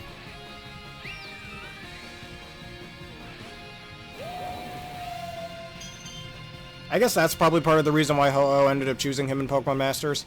Since of all of Silver's, alts in that game, his first one is him using Ho-Oh instead of one of his main Pokemon. He has an all where he's using his Feraligatr, I believe. He has a Signasuit, where he uses Sneasel. Excuse me, the Jotonian version, of course. Can I move, game? Please? Kind of annoying he just got like 4 moves off at once while I got nothing. What else? I know he had another alt. He has his Neo Champion outfit where he's using a shiny Tyranitar. That came out earlier this year, all that stuff. Alright, let's see. Calm Mind usage. Alright, so maybe that was a bad example of them retconning the stories to Pokemon. But let me think of some examples. I know there's some decent examples of that, despite it being canon to the main story somehow.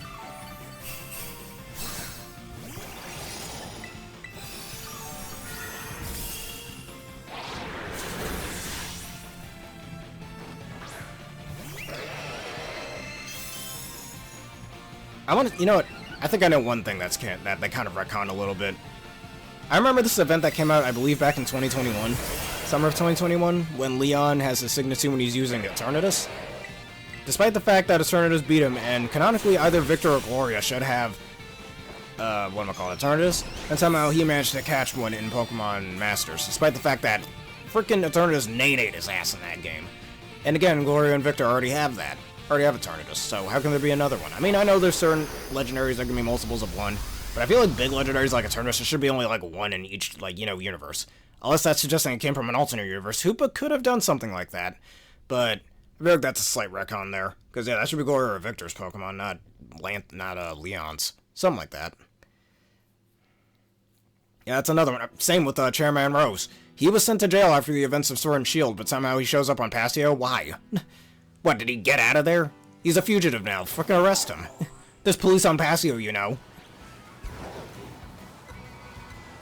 I mean, Eternatus is the reason why Dynamax even exists in the Galar region. It's also the reason why it's in Paseo as well in that game. I mean, they had to find a way to shove Sword and Shield story into a mobile game after all, right? I said after all twice. But now 3 times.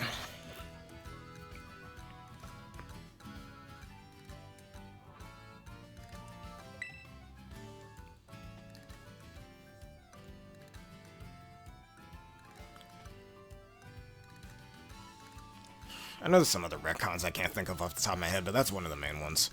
I mean, gacha games kind of tend to do that, retconning main stories, for a bit. It's different when you retcon the stories and then say they're canon to the main series afterwards. Like Tales of Krystoria, again, a gacha Tales of game that doesn't exist anymore. It closed down back in early 2022. There's a bunch of, like, story... Wires... Don't use Koraidon. Actually, you know what? There's an Annihilate. I hear Annihilate works pretty well for this raid, so fuck it. Let's see what happens. But, like, Tales of Krystoria kind of does that, too, with certain character stories throughout the game. I mean, they'll reference main character stories, but they tend to purposely change the stories a little bit. They aren't canon to the that character story from their respective game. Pokemon Masters, on the other hand, changing up a few things and then saying it's canon later on. I'm not the biggest fan of that. Alright, what is that theory? I mean, if that's the case, we should have had Dynamax and Sinnoh, but I don't think that would have worked too well. Especially because Faithful remake everybody.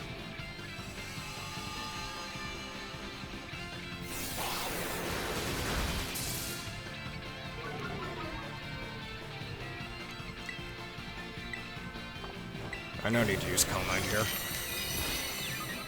Ah, you're confused, loser. Oh, hit himself in the face.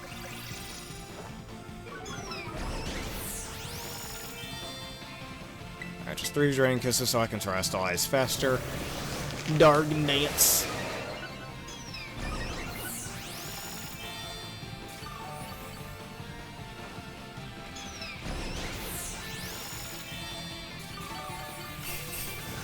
Oh, come on, really?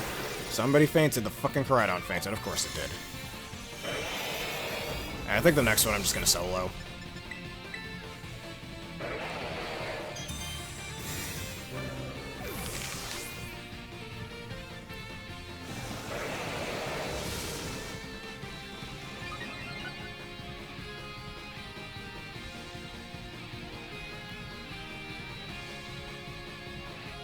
It's so much harder to do these with people than if you were just do it by yourself. Could intervene with your strategy, they could be a troll and bring magic moves.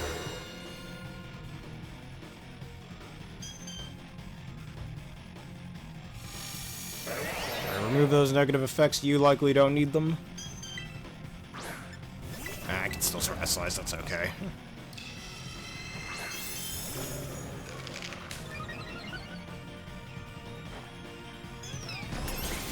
I mean, that's... oh, yeah, you know, I just remembered another franchise that does enhancements. Monster Hunter tends to do enhancements as well.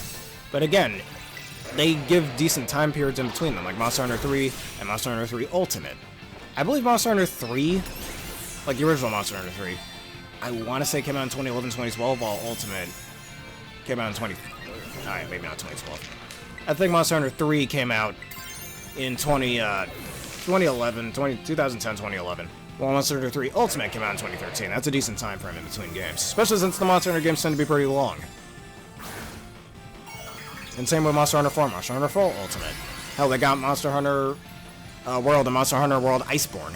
Monster Hunter World, I believe, came out in 2017, 2018. Monster Hunter World Iceborne came out in 2020. Same with Monster Hunter Rise and Monster Hunter Rise Sunbreak. Monster Hunter Rise came out in 2019. Monster Hunter Rise Sunbreak, I believe, came out in 2021, 2022.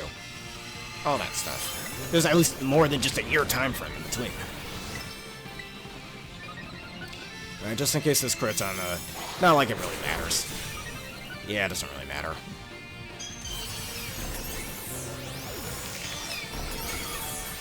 Just wanted to bring that up. Another franchise I remember did enhancements.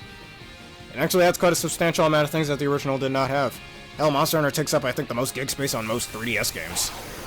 Since it's also... There was also Wii U versions of those games, too, but other than that, it's kind of impressive all that can fit on the 3DS, really. And such sophisticated graphics, too. Monster Hunter has to probably be one of the most graphics-heavy games out there, I'd say. So much detail in the monsters, and the environments, and the weapons, and the characters, all that. You don't see that much on many other games. Other than stuff like maybe God of War and like Assassin's Creed and shit, but other than that...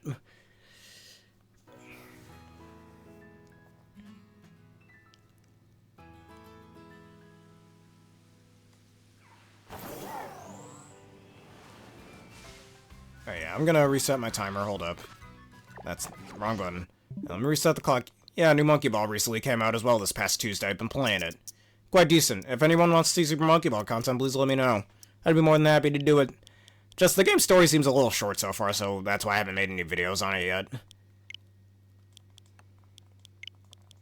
Right there. There you go. Alright, that should reset it. Where's my raid? Oh, look at that. I'm right next to it. Heh.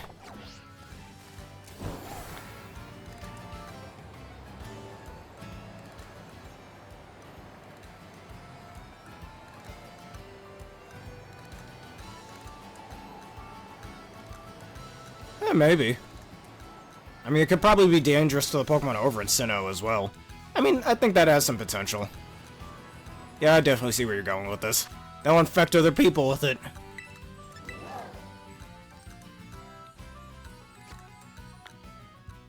Like, if done right, I think that could actually be a pretty decent, like, sub-story for BDSP had, you know, something like that happened. Kind of like what Oris did with why there's Mega Evolution in there, and Zinnia explains during the Delta episode that it's because of, whatchamacallit, the ultimate weapon being fired by AZ, which I can't wait to learn more about that in Legends ZA.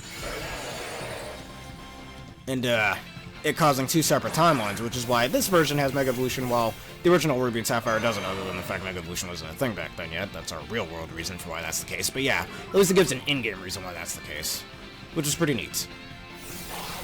Yeah, we're still on the... not the Corviknight, weirdly enough. Corviknight would have taken that deliciously. Yeah, one Calm Mind.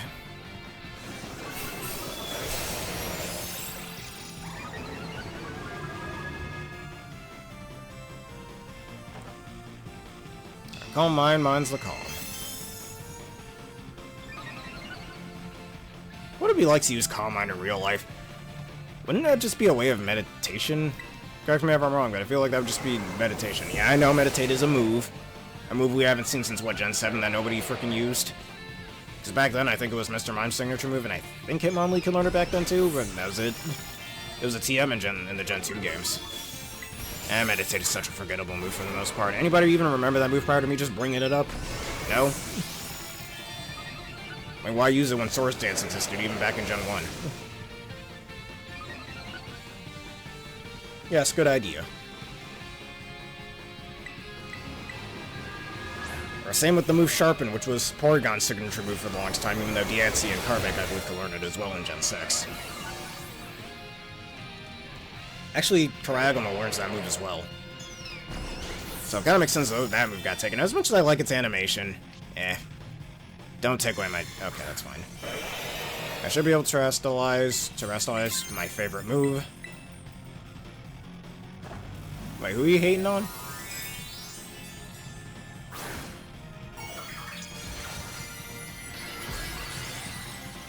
Are you talking about Zinnia? Or who are we talking about? Yeah, Zinnia's fine in my opinion if we're talking about her. God, I feel dirty using this move.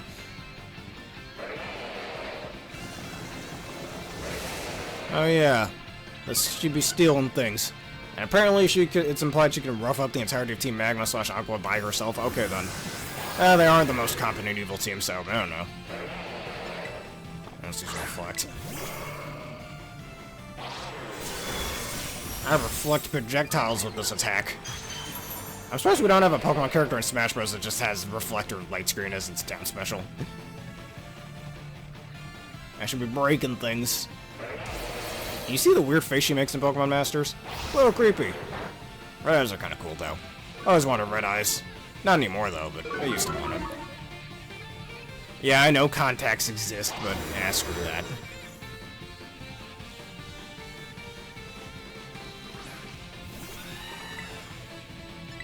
Alright, another Calm Mind. Mine's the Calm. Don't do too much damage. Alright, that's very good. I don't want to risk a crit, so I'm going to start Draining Kissing.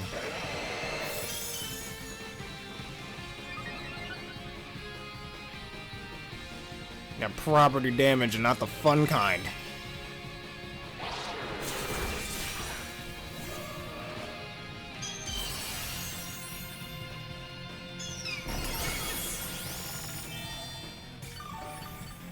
Alright, that should heal a substantial amount. Look at that. Look at that. Alright, Life Dew. Thanks for the support, Gardevoir. I can use at least 2 Calm Minds as long as he doesn't get a crit on any of the first 2 hits. And he gets a crit on the first hit. Of course you do.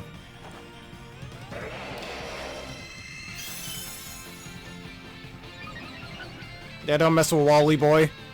Am I the one who thinks Wally kind of looks like a Yu-Gi-Oh character? Even in his original design?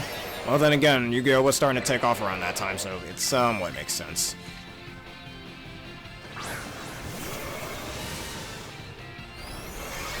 Like, if you were to give him a dual disc, like, he'd look like a Yu-Gi-Oh character. I mean, he's got the crazy hairstyles, too, and hell, Mega Gallade kind of looks like he has a dual disc. And if you enjoyed that, I suppose. Mega Rayquaza is way too powerful. Ah, you destroyed our Mega Salamence as well. Yeah. Mega Salamence is just so cool. Y'all gotta stop making fun of him, man. His wings does not look like a croissant. Okay, maybe they do a little bit, but still. He's known as the blood-soaked crescent for a reason, dude. Alright, good, no crits. I'm only +4, I think, right? I'll probably just keep going from here, honestly.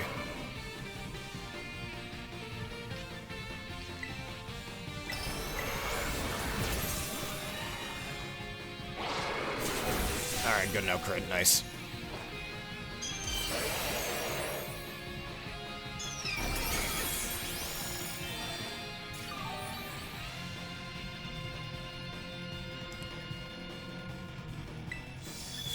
Alright, like 2 more Calm Minds while he cannot hit me. Well, I shouldn't say he can't hit me, he clearly just did. I think 5 will do just fine, just in case he crits. We don't need all 6 of them. And I have 10 of them left, so that's perfect. More than enough to kill them.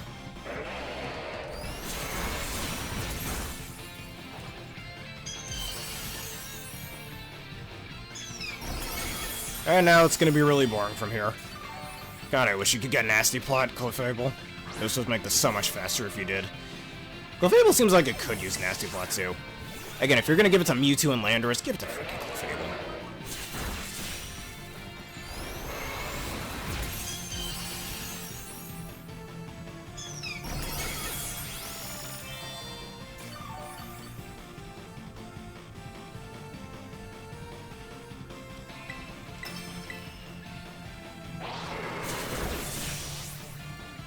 I mean, you like the Delta episode that much that you find it to be a bad thing when it's over? That's pretty nice. If that's what you meant. I don't know if that's true what you meant, though. I might have misunderstood slightly. Alright, that should break the shield. Should be about 40% strength now. 40% stronger, I mean.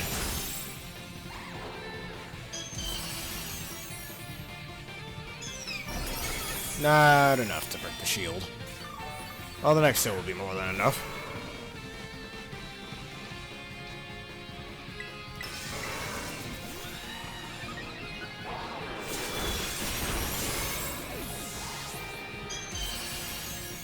Alright, it's still gonna calculate this as shield damage. It hasn't registered that shield is broken yet. Alright, you should be getting your scripted Earthquake off. It won't do anything.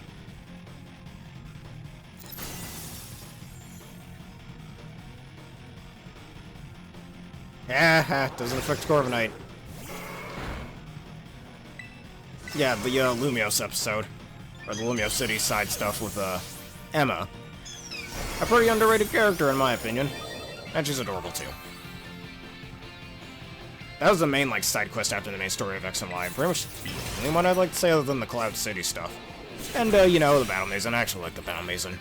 Screw all of you, the Battle Mason's cool. That's mostly nostalgia talking, I'd like to say, because we used to play it all the time back in middle school, both in X and Y and Doors. But yeah. Hooray indeed, down goes Sceptile. And down goes Barney as well.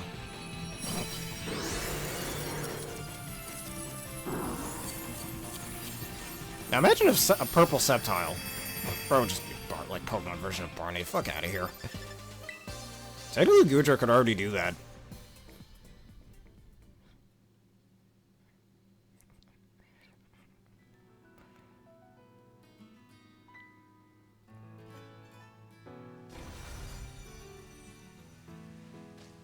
I'm gonna go to a city and go sell a few things. Now let's go over here.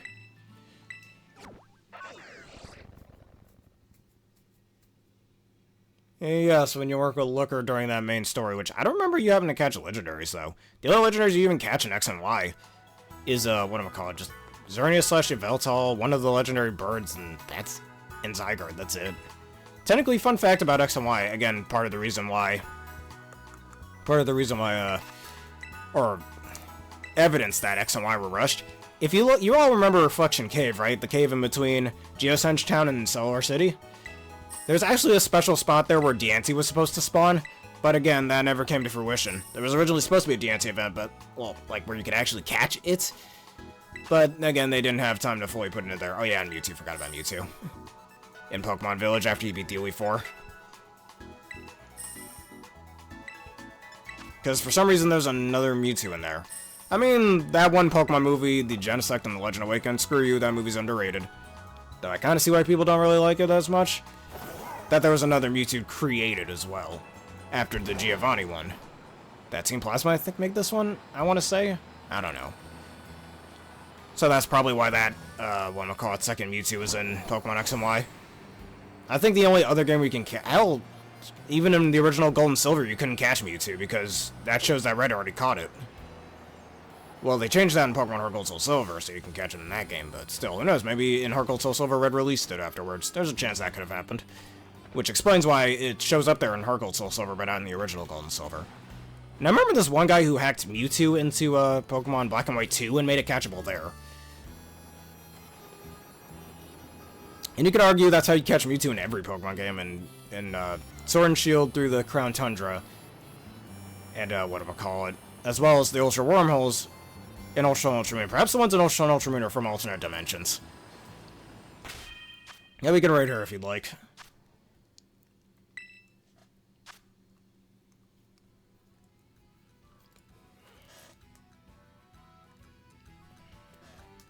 And there's a Terra Steel Talonflame right there we could have fought. Oh well.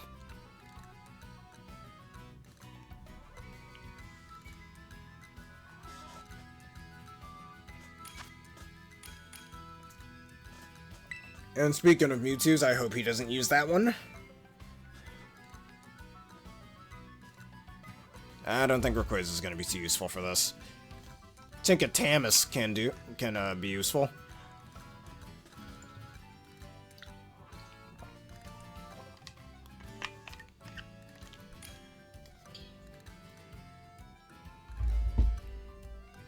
Ah, screw it. Let's see where this goes.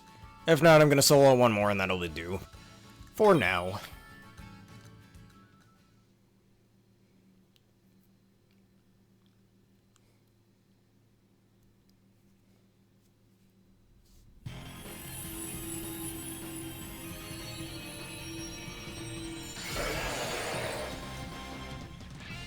I'm aware. But it's not too useful for this raid. It doesn't really have anything else besides that.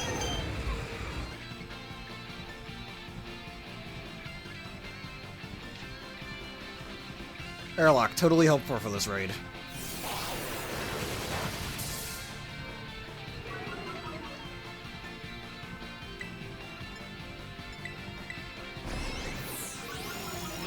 I just hope it don't cause too much damage.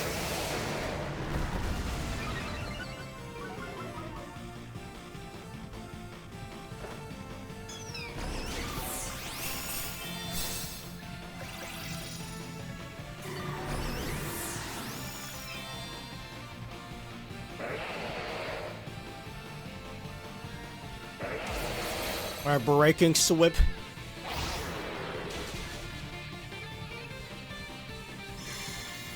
Alright, already took away because Rayquaza's dead. Nice. I had a feeling that was gonna happen. Yes, hello all. And Protect.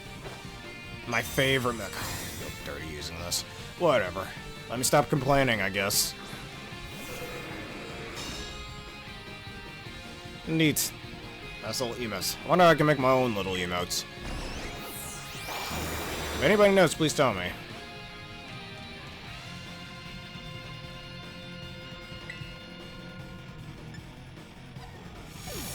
Alright, if you got more coming. Unless there's a way I could hire you to make one for me, perhaps? If you make your own. Let's see, what just happened? Yeah, let's see. Took away a stat buffs. I think I could Calm Mind here. Probably should. I think I should have went Training Kiss instead. Roads. Okay.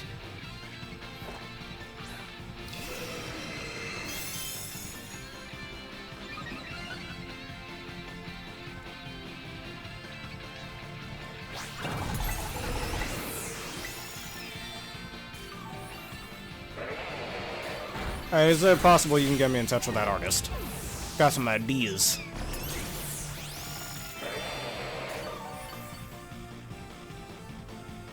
Like, you can always follow my Twitter and like, post it on there, perhaps, just so it's not, you know, on a public space, like Twitch.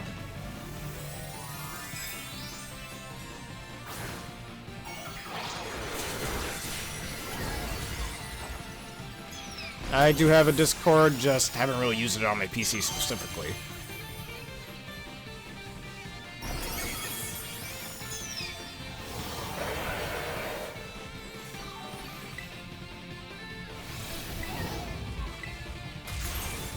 No, I have a Discord, I just haven't really activated it. Keep forgetting what my freaking password is. Or something like that.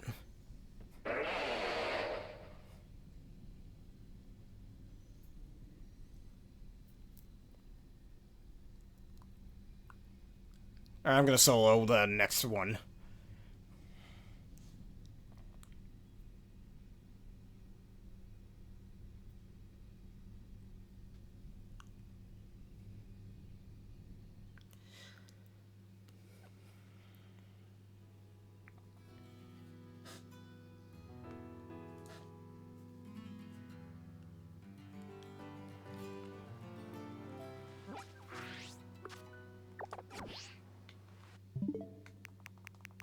And here we are.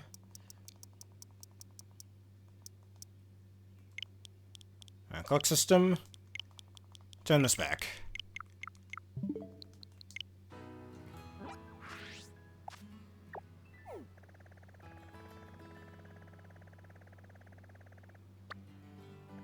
Might or might not be right, okay. Thanks for telling me beforehand. Alright. If you could follow him on Twitter, please, and send me the information to that artist, that'd be greatly appreciated.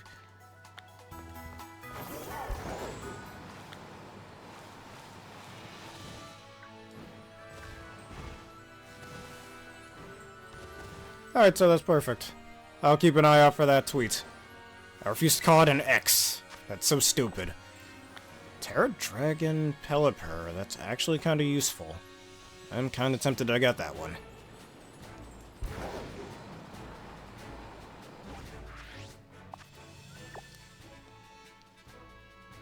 Alright.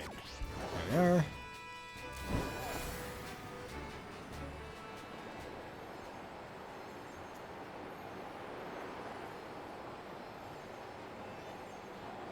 Alright, here's our Dragon Raid. That's not our Dragon Raid, that's a rock one. Alright, keep a lookout for that.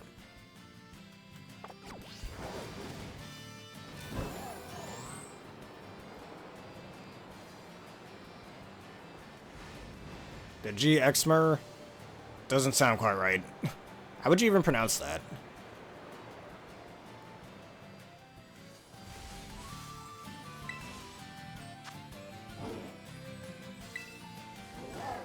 Oh, the Gamer Bears are here, that sounds pretty decent.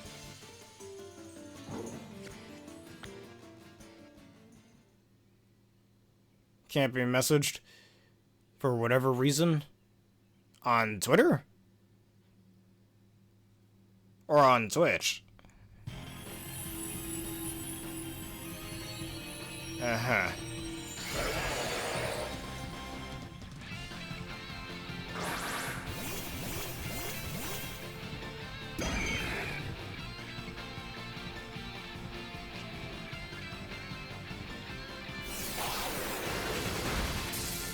Perhaps if we raid your channel if you're about to go live, maybe you can, like, whisper me the information if that's possible.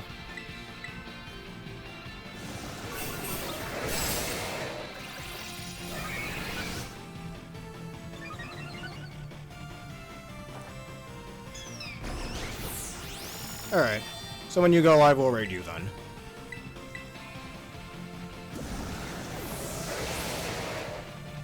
Alright, see y'all later.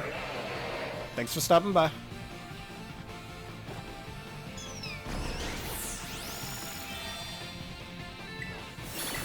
Yeah, you're frozen.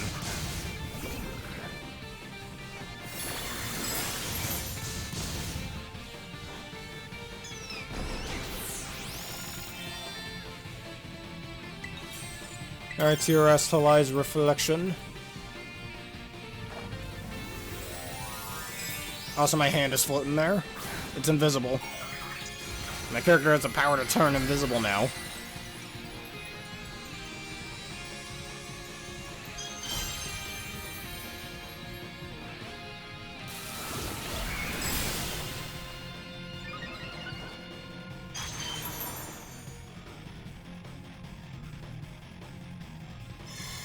Alright, and this is where we're using my favorite move. This awful garbage move.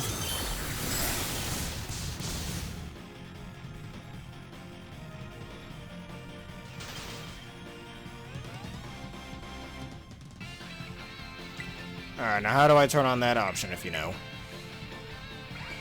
Oh, I think I'll figure that out off screen.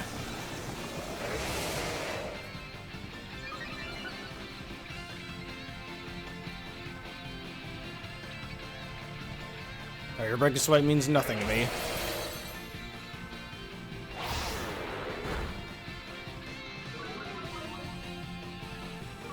Alright, yeah, seems like a pretty decent raid message to anybody that we raid.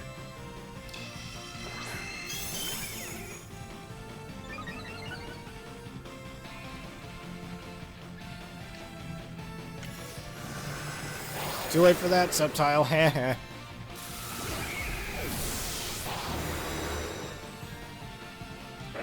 Makes sense to me. Can announce it to them.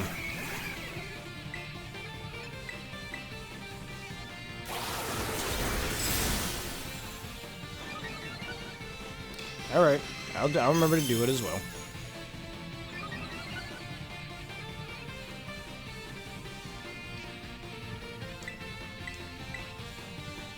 Alright, did you crit that leaf blade? Of course you did.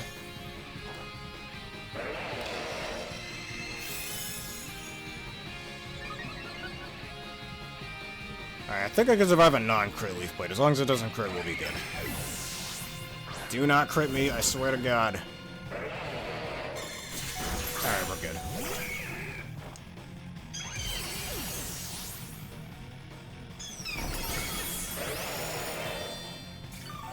Now, what's that little story?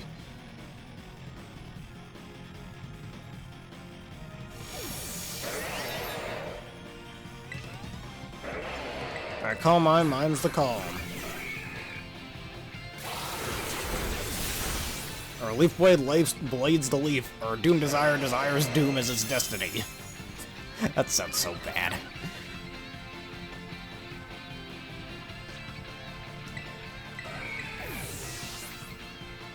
Alright, no crit Sceptile.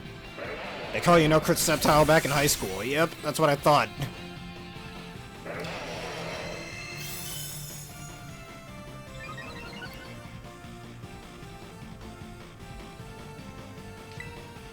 Alright, now just Drain Kiss for the rest of the match. Yeah, that's right, no crit Sceptile.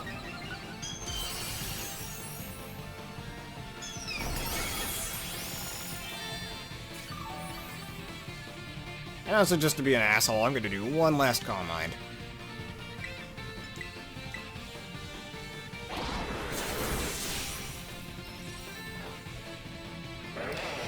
Alright, just Drain Kiss for the rest of the battle. Very easy, albeit a little boring.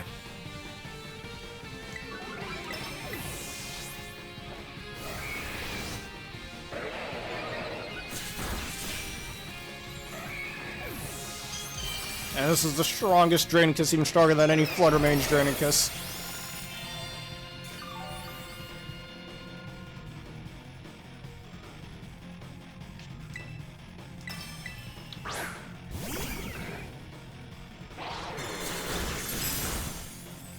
Uh-huh. I hope I got some help for her. I hope everything was okay.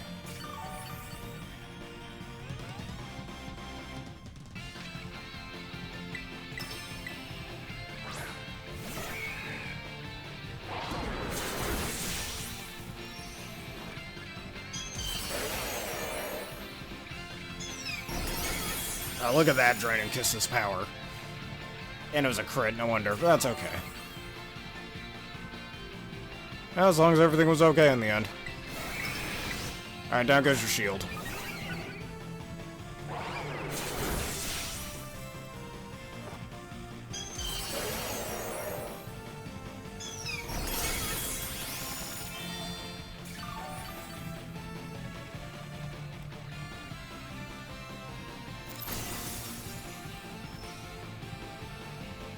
Scripted Earthquake will do nothing.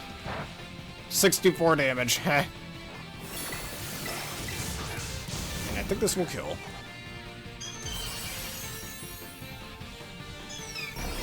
Bye-bye. Sceptile, you're a weakling. Well, I already caught the Sceptile off screen, but I'd been wanting to make a Terra Dragon like, either White Herb or a Jetpack Sceptile. For like pivoting and whatnot, and then give it like Dragon Pulse as its Dragon Stab, since it does have a higher special attack stat than physical attack stat. I mean, Sceptile's good, but it's definitely not as useful as other starters, like Skeletor, Gorilla Booster, or, say it with me everybody, Incineroar, or Blastoise.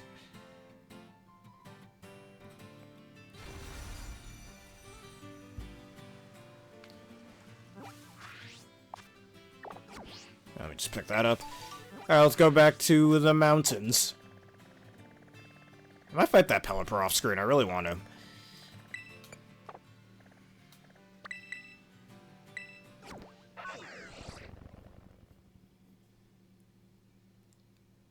I see. Probably in the conventional way you spell that name. You know, with an A instead of an E. Alright, he's alive now, good to know.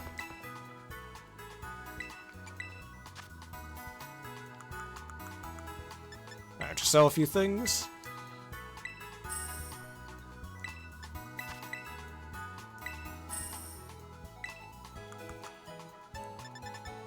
And I got plenty more candies now, so that's good. After I used so many up, trying to EV train all those Pokemon.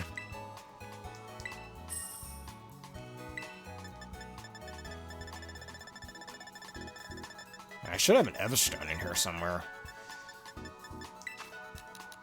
Not Everstone, I think Floatstone it was called.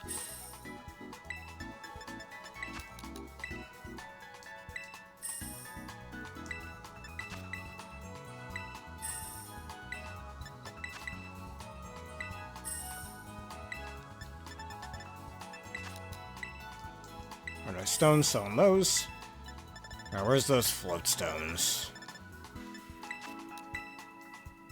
I sell the chipped pots and the, Masterpiece teacups as well. I'll give you a Bridget Benny. Yes, we'll raid him as well. Or instead of Kieran. Wait, I do have prism scales. Blast, I can... You remember that shiny, Feebash you gave me in the previous episode? You still happen to be online so we can evolve it real fast?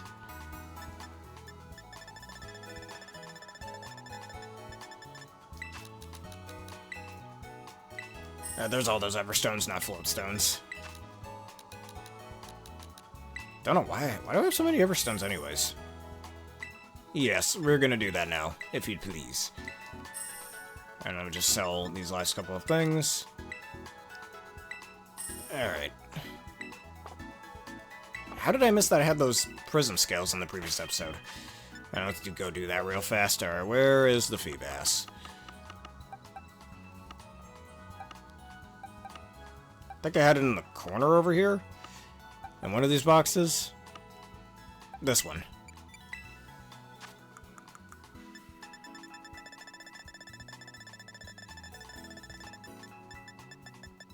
Alright, here we go.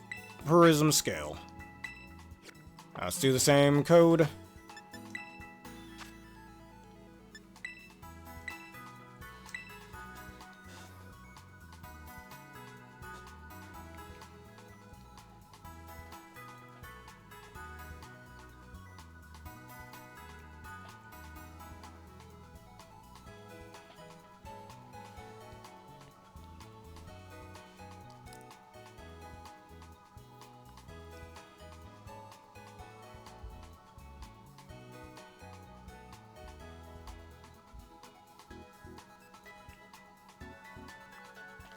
Not found, we try again.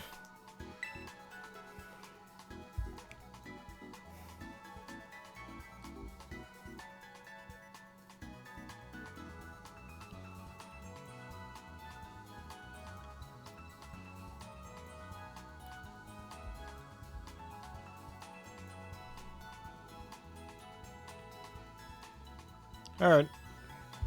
If you're getting online.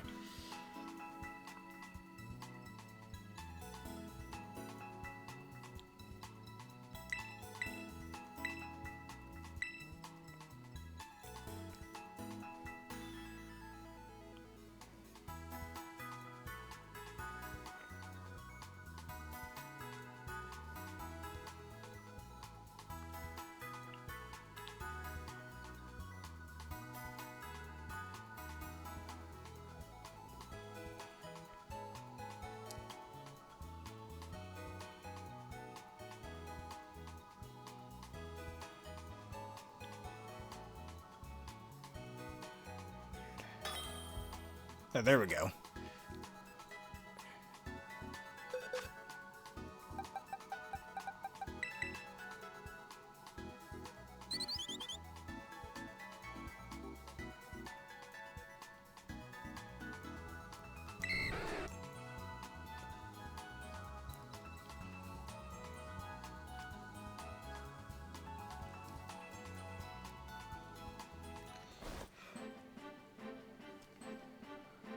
This feeble bass will become a mighty Milotic, or Tick, whatever that is. You know what, I gotta look up what the naming scheme is for the name Milotic. Feebass, it kind of makes sense, you know, like the word feeble meaning weak, or just really underwhelming, and bass, the fish.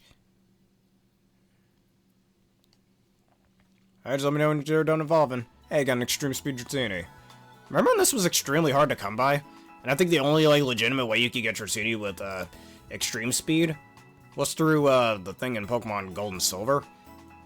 Where if you ask, oh, do you see Pokemon as tools, or do you see them as friends? If you say you see them as friends, you get the Dratini with extreme speed.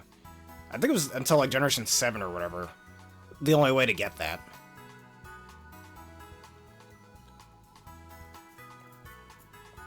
And extreme speed's super useful on Dragonite. No, I don't need them.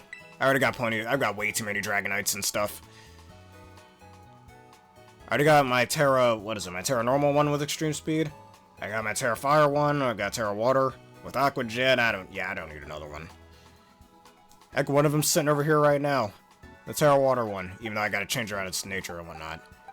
That's fine, I don't need it, it's okay. And besides, thanks to Mirror Herb, we really don't need a breed for that anymore.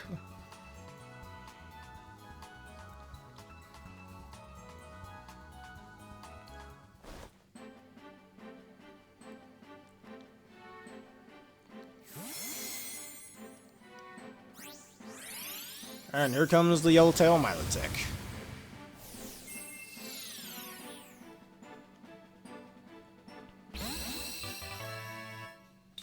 Very bulky and hard to take down. Alright, and thank you for helping me evolve it. Yeah, it has Marvel Scale Competitive. I forgot, I think Q-Charm is its other ability. It does not need it. Anyways, saving time, and I believe that shall be it for today's video. Tune in next time for another one of these for when the Sceptile Raids come back next weekend. Anyways, if y'all enjoyed this and you want to see more, please leave a like, comment, subscribe, and follow.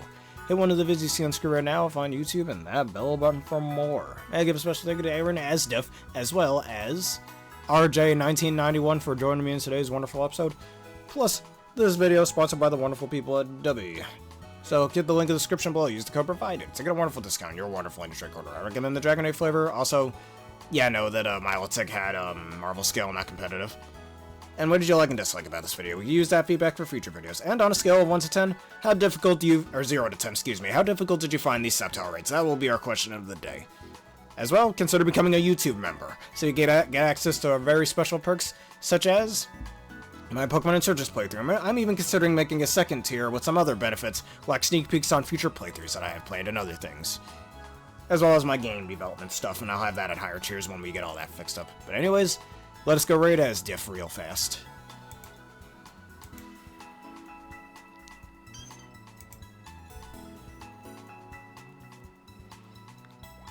I'm aware it has competitive, just not this particular one. Or can get it competitive. Alright, here we go. He happens to be playing Mario Kart 8 Deluxe. Go send him your love and support.